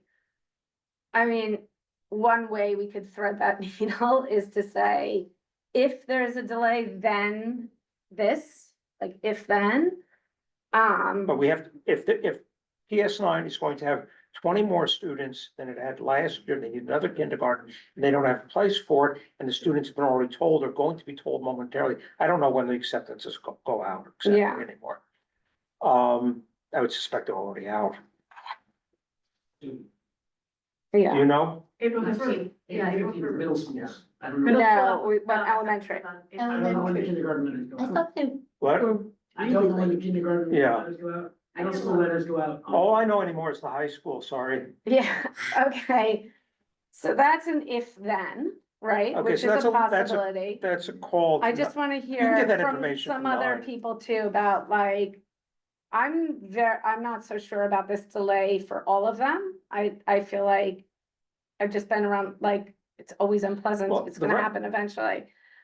So Or something which will happen. ones are we commenting on? So Are right now, doing we more seem to than- be in the center school PS9 building discussion. Right. The Well, one the- part we have not included in this discussion is the truncating of 191 at all. We haven't even recognized that that is something that is on the table. And we haven't heard anything about that, right? So I want the committee to talk. I have a statement from 191, which can't be here tonight. If you could give us that, that would be terrific. Thank you. And 191 is not enthusiastic about truncation PTA either. president of 191. I know there was a Yes. question about middle school offers. Yeah, Oh, and, okay. and the K offers too, the kindergarten, we're wondering. Give me one moment. I think for middle school, I think it's April 15th. I'm trying to confirm if that's for family facing or just for school facing, but I believe. It sounds like families, if we're given that. Do you know kindergarten offers though? One moment. Thank you, thanks. Late March, early April. Um, Right here. So, So just to summarize this, this is a process request that, it's saying that the process should be clear and inclusive. who is this from? They didn't put their name on it. No, but they It's at the did top. right here. Okay. Okay, so we've got one parent from 191. I And do feel like her we're, point is breakdown in communication, that process. so when we're talking about, I hear folks talking about delay. Kindergarten center school. is released next week. Thank you. Yes. Yeah, Um, March 31st. So those are already sitting there, ready to go. Yeah, they're ready to fly. So So- we're gonna know that impact. You could probably call up, parent Or coordinator. student, in Office of Student Enrollment, yeah, I'm hearing people talk about asking for a delay on behalf of center school. Do we want to say anything about 191? Do we want to say there should be a delay at 191? Do we want to say it should go, like, do we have anything to say about one? Well, have we heard from besides this one parent? No, So- nothing. Yeah, so Yeah, We did hear it prior meetings. I think 191 was- I think it was the 191 same parent, yeah, Could be. it was, I feel so. like we don't have enough information to make a decision whether we want to delay or not. So they are being truncated to make room for center school. No, no, Understood. they're also Oh. being, hang on. No? They're being, I want the committee to talk, but, we have been told, and if you look at the EIS, it's a performance-based thing for 191, so I don't know, like, the real world, but let's speculate. Let's say there was no moving anybody into their building, there's still a proposal to truncate their middle school. Yeah. So that's why Not we're being contingent upon asked to weigh into it, like, separately. Yeah. Excuse And then me. we all, yeah, Apologies for it. If it's helpful to hear any data points in relation to building use in the PS9 building, I have some data points, but if you already feel like that's in the EIS, then like, I don't need to reshare them, but I just didn't know if I that would. saw the building utilization number, Okay. but, there, I mean, I don't know if we need to even get into the weeds on like the number of classrooms. Okay. Is that building utilization for this coming fall or current? It's current, you're Yes. right. So it is not for an increased number, which again would be their obligation as a zone school. So yeah, the and then, and go for ahead. the 25-26 year, I think would be that the space would still be 6% overuse. It would be 106% is the estimation for this. Oh, Yeah. sorry, that's for this current year. Yeah, I This don't year. have Yeah. For what school is that? The PS9 building, yeah, which now, which houses the two schools right now. Okay, so centermost utilization falls down.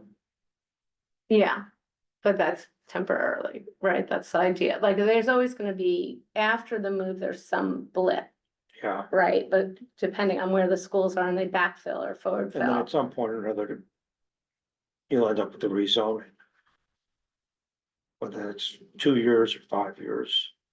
I always say that they should rezone frequently. Yeah, we know. But that's beyond my call. So then, like, we're gonna weigh in on this one part and nothing at all in 191.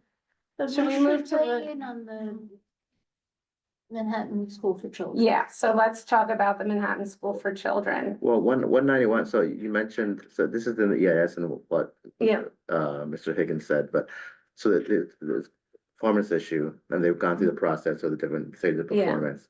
And then also just a demand issue, it's very small. At 191, there are 35 fifth graders, and only 15 have applied to be in sixth grade next year. So below a certain point, it just doesn't make sense to have a school. That's just supply and demand. I'm Yeah. not saying it should or should not be truncated, but that's the case that's being made by the district. Yeah, and part of that case, I don't know if they elaborated, because we've heard this a lot in any school, but I work closely with middle schools, is that when your numbers are too small, right, because budget is set by enrollment, by per pupil. Yeah, it really Spirals hurts the school down. because they don't have the services, Yeah. they don't have the budget to have, so suddenly a common middle school might have, specialists, like this one teaches math and science, this one does social studies Yeah. and English or whatever, you have less staff for Yeah. that. What- Ms. I'm just Bailey curious, knows what that causes- that's a big challenge, is not having the budget What when you don't have causes such a enrollment. decrease like that? Parents don't like the school. Yeah, just supply and demand, yeah. And as the It's that school simple? Yeah, Yeah, spirals down. big part of it is low performance generates less demand. Right. yeah, Which generates less resources. Yeah. Exactly. Which in turn Exactly. generates less It's resources. a spiral, it goes out of, it's. So Yeah. there's middle school choice, so anyone Right, in the right. district could have selected to go there, and they clearly aren't. Bad experience, go somewhere else. all right, so like, I do think we have to take at face value this EIS that says it's a performance issue. Right. All right, like that lines up, it makes sense for me, I don't think they're totally making things up. Sometimes. There's so much context. We've sent emails. I sent an email about this. And we received it, they're all, we have shared it, we have them, There's information yeah, about that. we have that. Can I ask a basic question? Why do you have to take the EIS at face value? Well, it's the only facts we have right now. We're not taking it at face value. We have to, I am willing to say that if they gave a statement as to why they want to do it, it lines up with what we've heard, it lines up with the numbers we see. I'm not going to debate every single thing that comes out of NYCPS, like, there's a certain point we have to have something to go on, to have some truth. So we have not So heard from that community parents at or the all. community.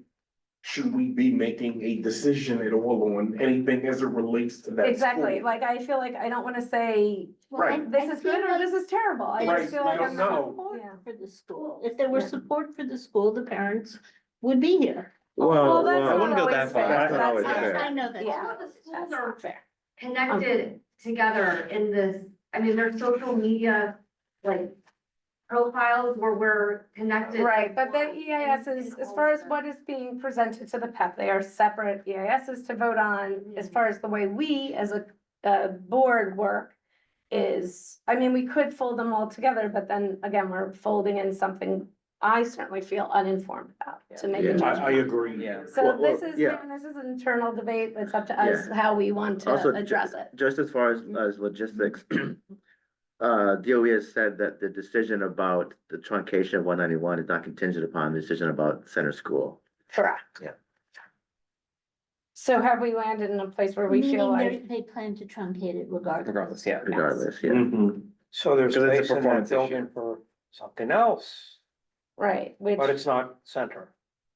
right, which could be a charter school, it could be, right, like, that's what happens.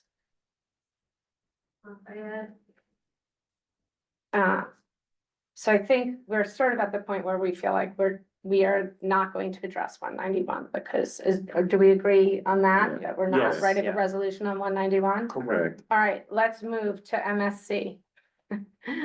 Manhattan School for Children, which is like, just to remind us, they're talking about truncating the 5th through 8th grade.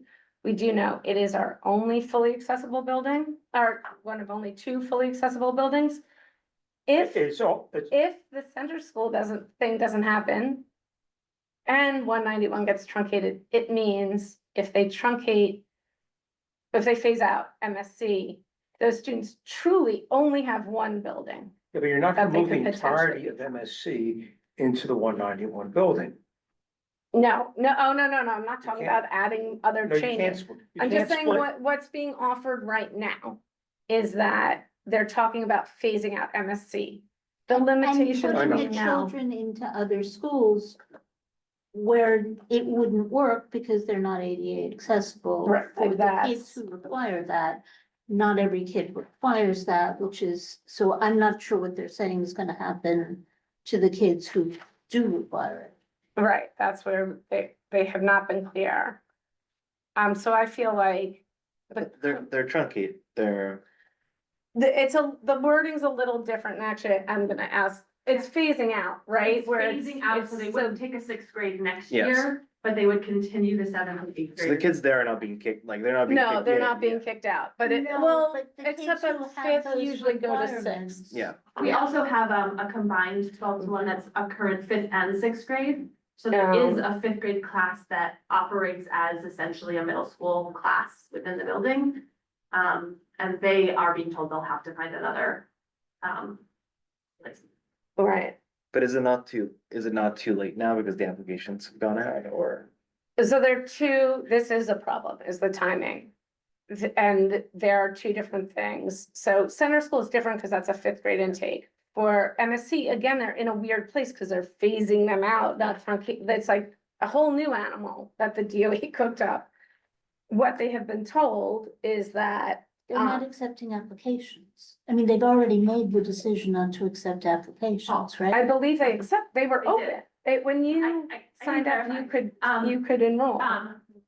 At our December SLT, somehow there was information that this pet vote was supposed to be in March, which would be before the middle school admissions come out. Close. And so our community was told that we could rank MSC, and if the pet vote passed, they would approach our applications as if MSC had never existed. So if MSC was our first choice, it would just come off our list. Our second choice would be considered our first choice, and our lottery numbers would apply like anyone else's. And that would hold true for anyone who listed Correct, MSC, could be correct. from elsewhere in the district. Correct. And outside the district. Yeah. And then the pet vote was scheduled for April, not for March. So there are many folks who listed MSC, and if the applications come out on the 15th, we will get seats at MSC. And then if the pet vote passes, MSC will no longer exist as an option. The district has said that they will work with us individually to help us find a seat. I asked what that meant because I know what my second and third choice and fourth choice would be, and they will likely all have wait lists. They said there is no way to get us a seat at those schools, even if my original lottery number would have ended me up there. Yeah. They said they can't prioritize us on a wait list, but they said, don't worry, there's probably a great school you haven't even thought of yet that has a seat for you. That actually was a useful terrifying. clarification, because I did think, like, they had said that they will help place those families, but we know that there are some high demand schools, Correct. middle schools in the district that aren't gonna magically have more seats. Yeah. Yeah. So, There's a technical term for that, relates to a large farm animal.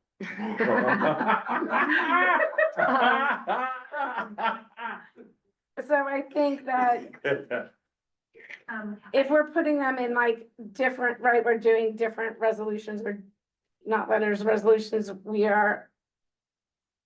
what do we want to say about the proposed MSC phase out? I mean, it's MSC doesn't offer something that's not available anywhere else in the district. And that there is no alternative for the families. I think this is grossly unfair to the families. Yeah. Yeah, I think that like that's kind of what our conversation sounded like it was last month. I would add something comparable. Because you don't wanna reduce quality of what they have or space, Yeah, so which I'd be concerned with. so our concern with MSC is that there's nothing comparable available in the district. It has not been made available to families in a timely manner. And the ADA accessibility, I Right. don't know how many families that is critical for, but I'm not- I could be wrong, it's generally 4 or 5 kids per grade. Yeah, it's not, it differs from year to year, so it's hard to say exactly. Right now, in the 5th grade, I can think of at least 2 students 100%, and I think there are likely more that I'm unaware of their needs for ADA accessibility, and that's not including the current 5th and 6th grade class. I don't know their accessibility needs. Yeah, I think we definitely can highlight the ADA accessibility because that's something we've And then talked otherwise, about you have to, consistently you have before. to transport them To out of another the district, district. yeah. Okay, so we've got, so that's gonna be a resolution. That's resolution 1. Like the 191 families are in the same situation as the MSC families. They are not gonna have a place to go to school. That they're gonna be met with the very last options in District 3. Yeah, they will be phased out in the same way. Are they, no, they're not phasing them out. They're They're, being, No, but they will miss the admissions process, because if they Yeah. ranked 191, it will also be closed after the admissions come out, and so Yes. they will be They will not have a. worked with school to go to. individually to find an option they haven't thought of yet. So they're in the same situation as them. okay, thank you. Thank you. So should we take a vote on if we're writing this resolution on MSC? And then I'll read it. Do you wanna? What's it called? Propose it? I move that we make that motion. Okay, motion, that's the word. Is it clear to everyone, including people, I guess this. No, I want to clarify it, yeah. I couldn't remember the order of doing it. So if we do a resolution on MSC, it would say that it should not be phased out right now until there is something comparable available in the district that includes meeting the social, emotional needs. What's the better Physical. word for that? Hang on, and then also the physical and ADA requirements of enrolled students. We can do in our like whereas part, we will build out some of the numbers around what's available for ADA. Remind me, what does the EIS say about this issue?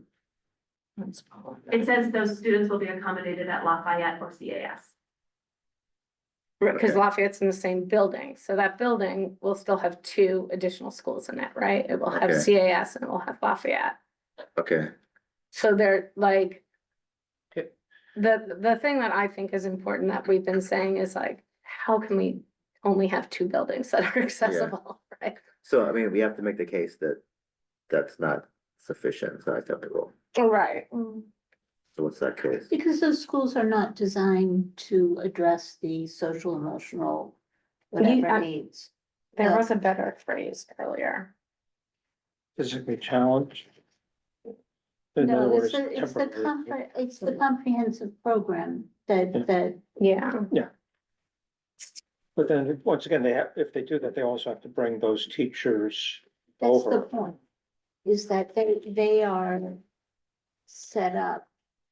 I mean, I'm not gonna go down the road to Yeah. speculate No, I how they can do understand. it, but they have done it in the past where a school being truncated, they were able to bring the assistant principal with them to the new location, like in the same building, but to the new Yeah. school. So that they felt like that student body had someone who knew the students well over many years and was like looking out for them and could build that trust between both school communities. Both school communities worked very hard at building a common cause Yeah. together, and they started doing like events together and that sort of thing, like, which is very different than not knowing, right? Yeah. But I'm not gonna tell them how to do Once it. again, I the just, timing- they have done it really well sometimes. Once again, I, And feels That's like it just- would be possible with some time. Yeah, but again, the timing is kind of inane. yeah, so that's resolution 1 on MSC, no resolution on 191. We Other might than the have to think timing, about is how we're the gonna- timing is bad.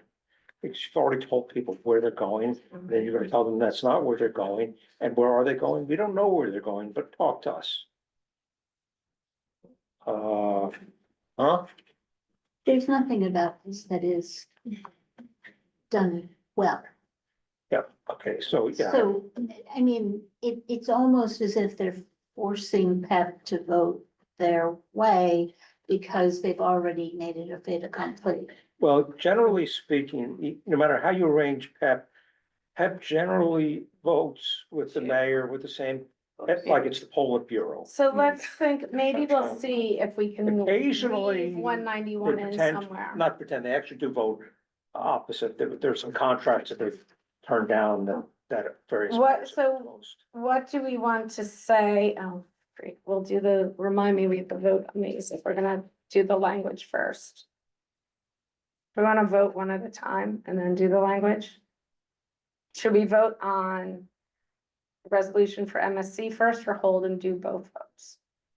Let's vote on the rough language. The way we're doing it now is we're obviously not writing a whole one-page document in the committee meetings. It's just a little bit much. So I'm happy to draft it and circulate it, but what we are voting on is the main points. And if at any point you feel like that document does not meet the main points, it's certainly something to raise. I think they're two separate resolutions. One is relocations and the other is truncations. Truncations. Okay, so that's what I was wondering, if we might have a theme within it. So the first resolution will be on truncations. We've decided on some common language around MSC. We'll review it when we go over. Do we want to include 191 in that truncation Well, I resolution? think the scheduling problems are the same. The impact on the students is different because the MSC have a unique student body. So maybe there has to be something about needing to find appropriate place. You know, if 191 is truncated, we need appropriate placements for families and proper. I don't know, I mean, I'm just say thinking like within the that. district, I'm Okay. just thinking within the district, what's the next middle school after 191 heading uptown? Wes, That's a ways up. Where is? Oh, that's Yeah. right around the corner. it's right around the corner. Yeah. But then there's also But dual that's also language is on but the- 77th Street. Yeah, but the dual language doesn't necessarily work if you Don't want to do dual language. Yeah, Then you hold off. I mean, And that building also has computer. computer's gonna be full though, Yeah. as Wes is probably full. West usually has a wait list. They Yeah. have said that, of the current middle school students, they can maybe take 5. Because they're not phasing out, the proposal is not to phase out 191, it's to close it as of next year. And West has, according to my contact at 191, but I have heard that West has said they can take approximately 5 of their current middle school students. That lines up with like brief conversations I've had with other people in the district who are in like enrollment positions. And they thought that would be the sort of number that West would usually have. So then where's the next school got heading up? Well, then. you have dual 77th Street is the language, dual What? language. 77th Street Okay, is but dual that's language only, computer that's what school. program you want. Yeah. And computer's not gonna have anything, right? But I think they said 15 kids. That's not a huge number of kids. Right, but one of the things about 191 is that there are a number of schools and they're slowly being truncated. Used to be K-8, and the big sales pitch was your kids stay near home with the same people that they've known and the same teachers and the same administration. And now we're not just sending them 6 blocks away. you know, I'm trying to, figure where the next middle school is. We're up to Joan of Arc. These are middle school grades. They travel. Oh, Yeah. believe me, I understand. Okay, yeah, so the 191 is truncated, so it's finding spaces for at least two grades. Right, it's not just the, I mean, most of the well, one's kids graduating out, the eighth grade is who not go there to next year. 191 have already made the choice to go to. Well, because of the 191. school Yeah. itself. I understand that. So it's not the travel, it's the. So I agree with that. Not everyone does. It's fine. That's just, sorry, that was just me. So for this resolution, to get back to the language, we have some common language that we would like to include in it around the specific needs of students at MSC, whether that is ADA compliance or the Social, better emo- so- word. better social, word for social, emotional. emotional. I mean, there's But I a will come up with relationship it. between social, emotional, and the physically challenged issues. They're they're, Yeah, high needs, about the high needs students, and that it has that's a better very word. specifically met those needs, right? Like that is what was the design of the school. So do we have a middle school that is designed to meet the needs of students that might, the needs of students that might have needs? There is a better language, I will come with it, but we get the essence of what we're talking about there? Yeah.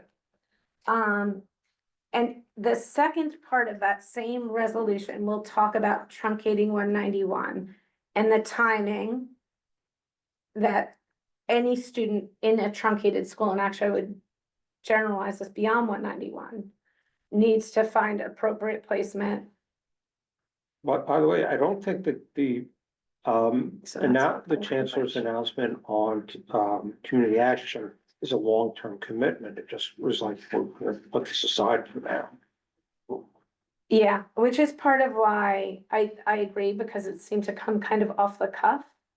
So I do So that think we may part have of the discussion talk about around that. the Joan of Arc building Yeah. might be broader in the future, because it does seem like the withdrawal of that change was off the cuff. So that could include, in that Joan of Arc building discussion, that would include all three schools that are there at the moment. All right, that would include maybe a future pathway for the MSC students. That might include a pathway for CAS students, and that includes clearly some kind of pathway for Lafayette, because they exist there. Do we have one of these resolutions drafted? Oh my God. Yeah. Do we have one of these resolutions drafted? Roughly the language? Yes. Yes. Okay, let's vote on the resolution around truncation that will deal with the needs of MSC students and 191 students. Okay, all in favor? 7, how do we see our online Public- people? I just see, let's see the participants. I think Just our public Peter members. is left.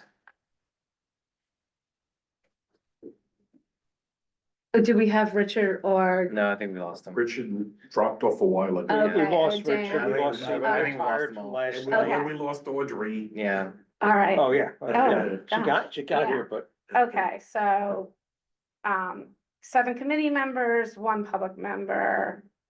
Do we have, so that's everybody who's here, so we have no one to No abstain and no opposed. We actually lost Alex as well. All right, Mhm. so that's All here resolution last 1, that will be on the committee? drafted and Is circulated. he on our committee? I think he's No, on- it's not, No. not this So, committee. resolution 2 is the PS9 and, center school. Center school movements.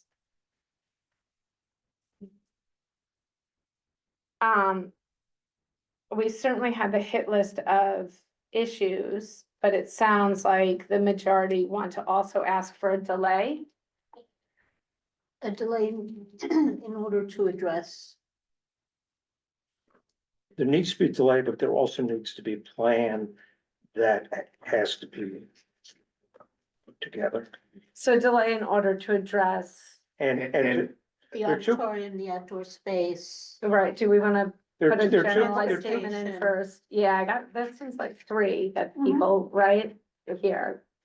auditorium, playground, transportation. Yep. But also input from parents, because it seems like the parents did not have an input in the process, and it was more of a closed. We also have to, Versus a public session. there are two But, pieces I of it mean, that bookend it. Input is, how do you wanna delineate the input? Cause I think these parents have been heard quite a lot.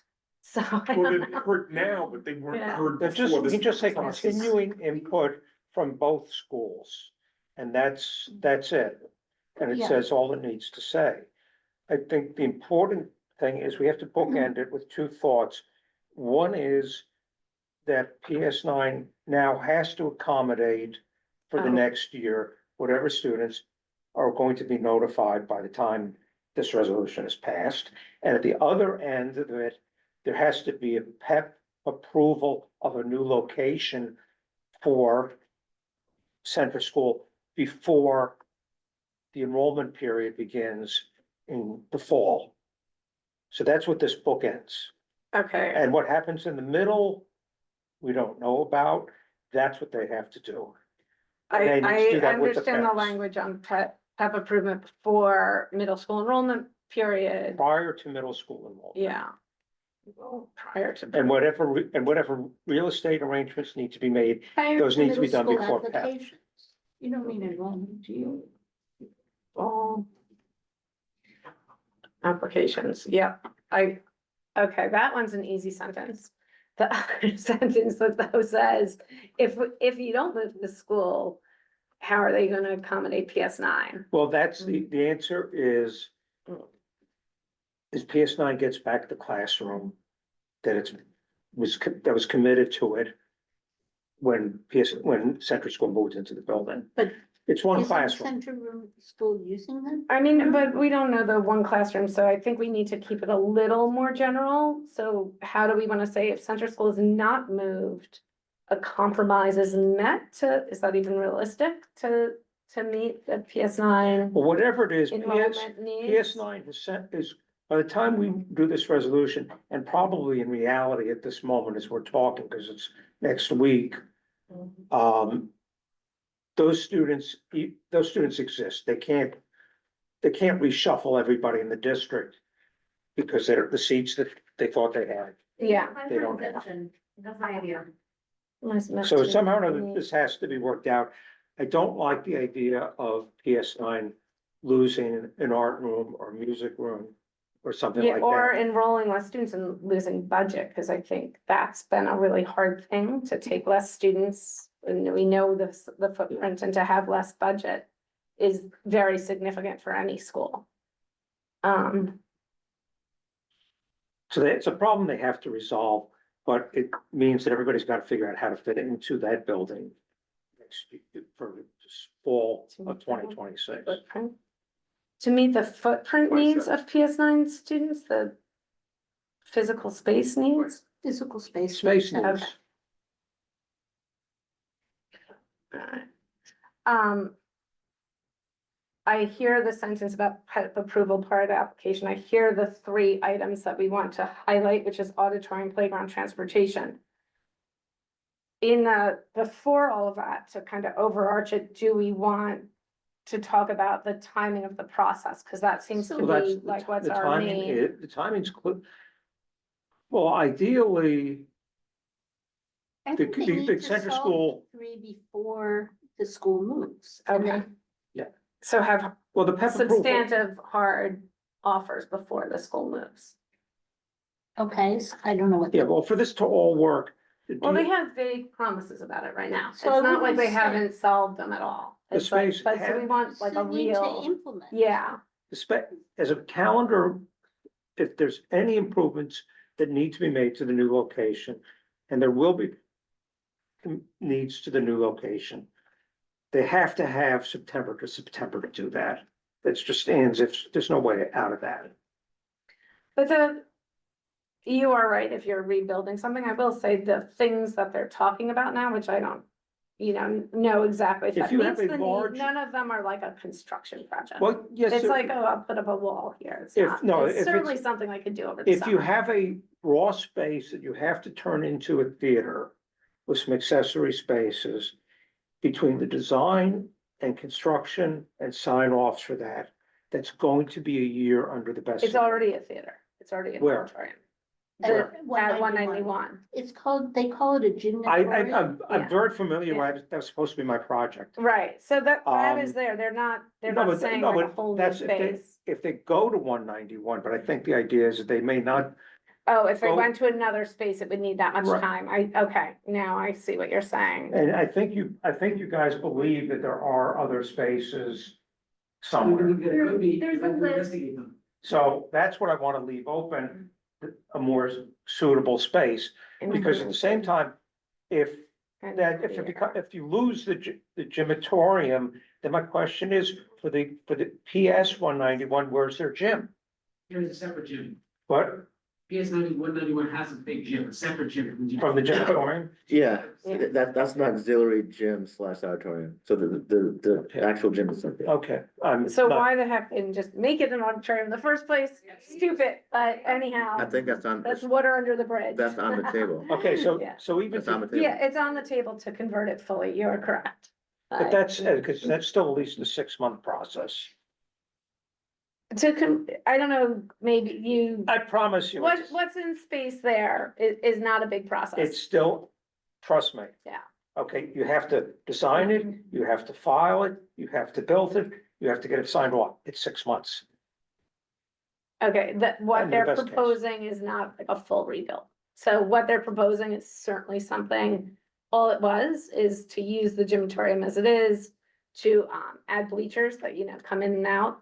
A lot of schools have them, and to remove one wall to make like a kind of backstage area for sets and changing and blah, blah, blah. So it was like, remove one temporary wall, it's just like gym board, and add bleachers. It's still 6 months. I I promise. 100% do not believe that. I'm Ira, not sure but- we need to get that right. And I 100% believe I it. know. I'm on your side. Nothing happened. I mean, wait till they start testing the wood for asbestos. No, it's a new building, it's a new building. I understand.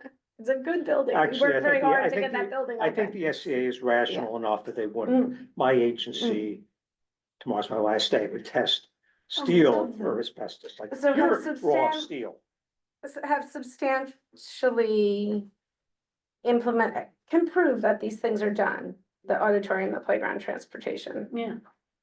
Can clearly evidence that these systems are in place. Mhm. Does that sound like reasonable language? Yeah, I would say Yeah. facilities instead of Yes. systems. Thank you. Facilities is better. We'll wordsmith it in the thing, but we just need the essence of it now. I mean, you do need to get a new place and assembly permit and there's. Timing and process and clarity of process. So the timing that it opens with the timing and clarity of process, it moves on to say that they need to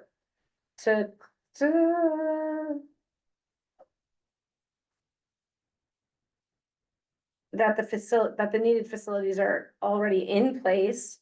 They include the need for an auditorium, a playground, and adequate transportation. It then goes on to say that all prep approvals should be done prior to the application period closing for middle school. Yeah, Yeah, all PEP approvals, actually, that's a problem because it can't actually. You probably can't actually do the construction contracts, but you If can center get, school's not you can get the stuff it designed. is, I mean, I'm fine for throwing it in there. Maybe we want to throw the application thing in on the earlier resolution as well, because center school's application timing is not as critical as the other ones, because there's no knock-on effect, since it's a 5th grade only intake. It's not like the bigger one is the 6th grade intake, where once you move a number in one school, you've now moved the number across all the middle schools. Whereas 5th, because it stands alone, it's only affecting that intake and not the other middle schools. But you actually have to hold to that date because it impacts both PS9 and center school, that the rooms in both buildings have to be available when 27 starts. It's available, both buildings.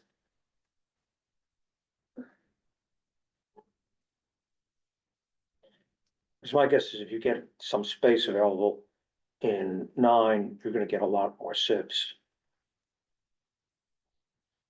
Yes, How but does they all are six? different from the middle school application process. That's Right, but they K. all go in at relatively the same time, Um, several weeks apart.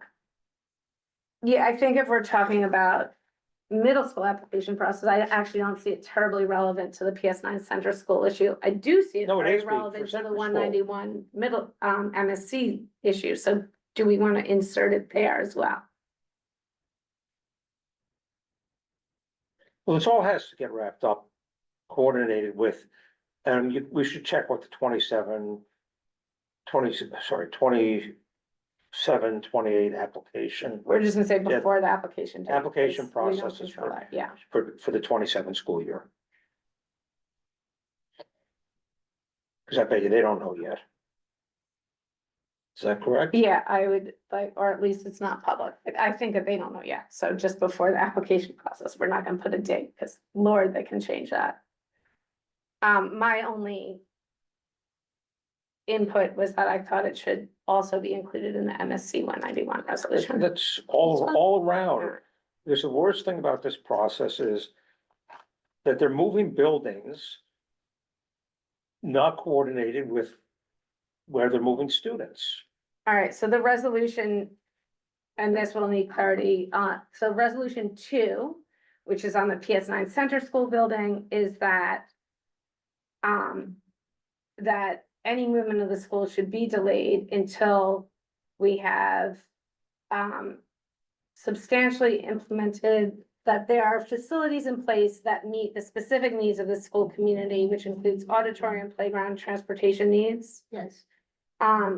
If center school is not moved, a compromise needs to be met that accommodates the needs of the PS9 students co-located in the same building. Which in theory gets solved in 27. Right, we didn't put a date on any of these. I think you need to put school year dates on it, or else they're just gonna sit there and let this thing grow mold. For the next school year, compromise is meant to meet the, It's all- I hear what you're saying, not the long-term needs of the PS9 I mean, population, but remember next year's. remember the history Yes, of the new fine. 191 building? If we waited for them to do it, it still wouldn't be built. It's to meet the needs of the PS9 students for the next school year.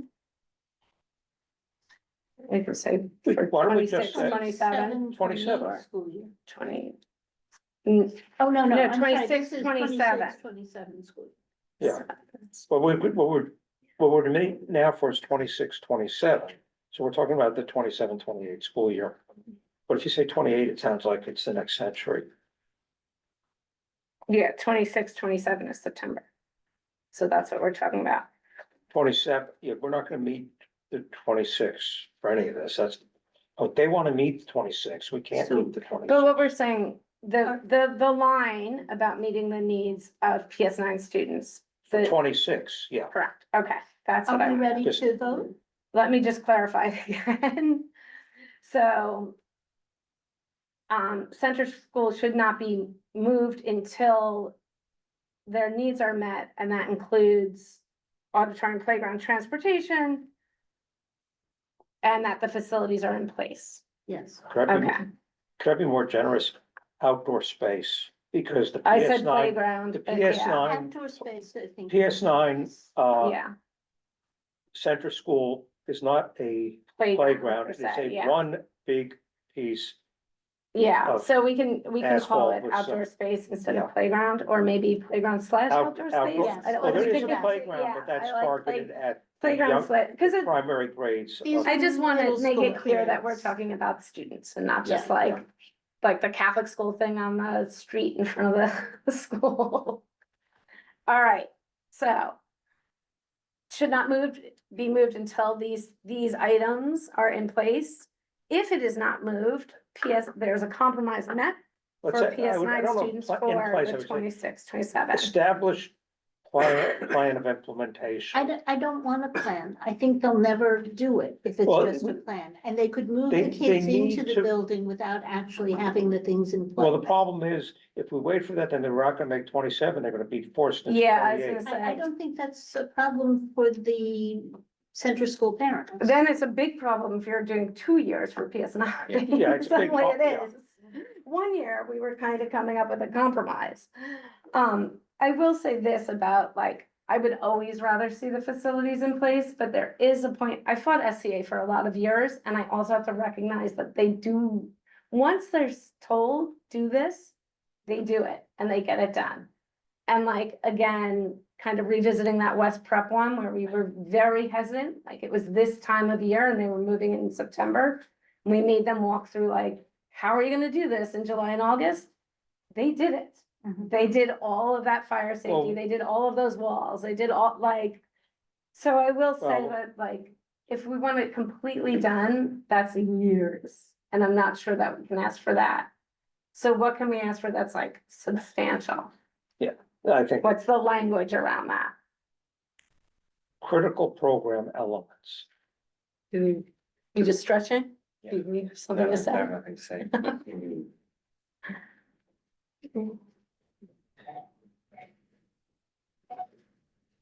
Mina, do you think you can live with language that's around? I mean, I'll defer to the larger group. Your experience is beyond mine.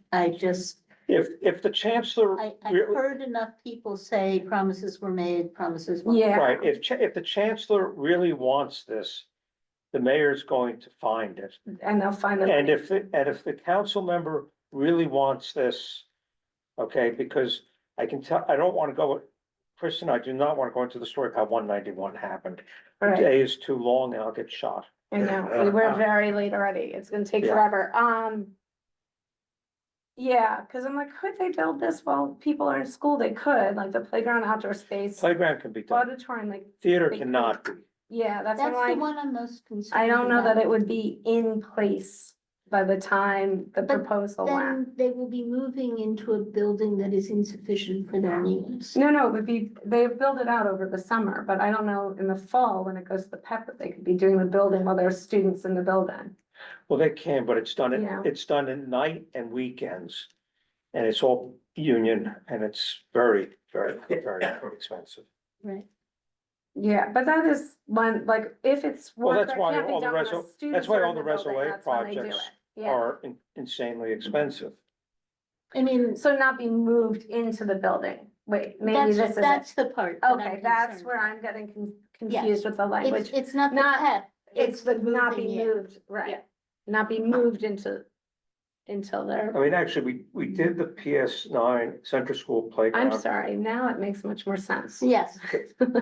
Just a minor record, we did the PS9 Central School Playground end of June to the end of August, except for the backboards and a couple of small things like that. Because we took that away from SCA and we had Division of School Facilities do it. PS 87 did their playground, but it was a joint Oh, parks. 9:31. Okay, Ira, I'm Yeah. gonna cut you off and I'm gonna have so many apologies to Miss Bailey, but let's go on this resolution so we can vote on it. Yes. Not moved into the building until they have these 3 items. If they are not moved into the building, Dewey must find a compromise within the PS9 building to accommodate the PS9 students for the 2026-27 school year. Okay.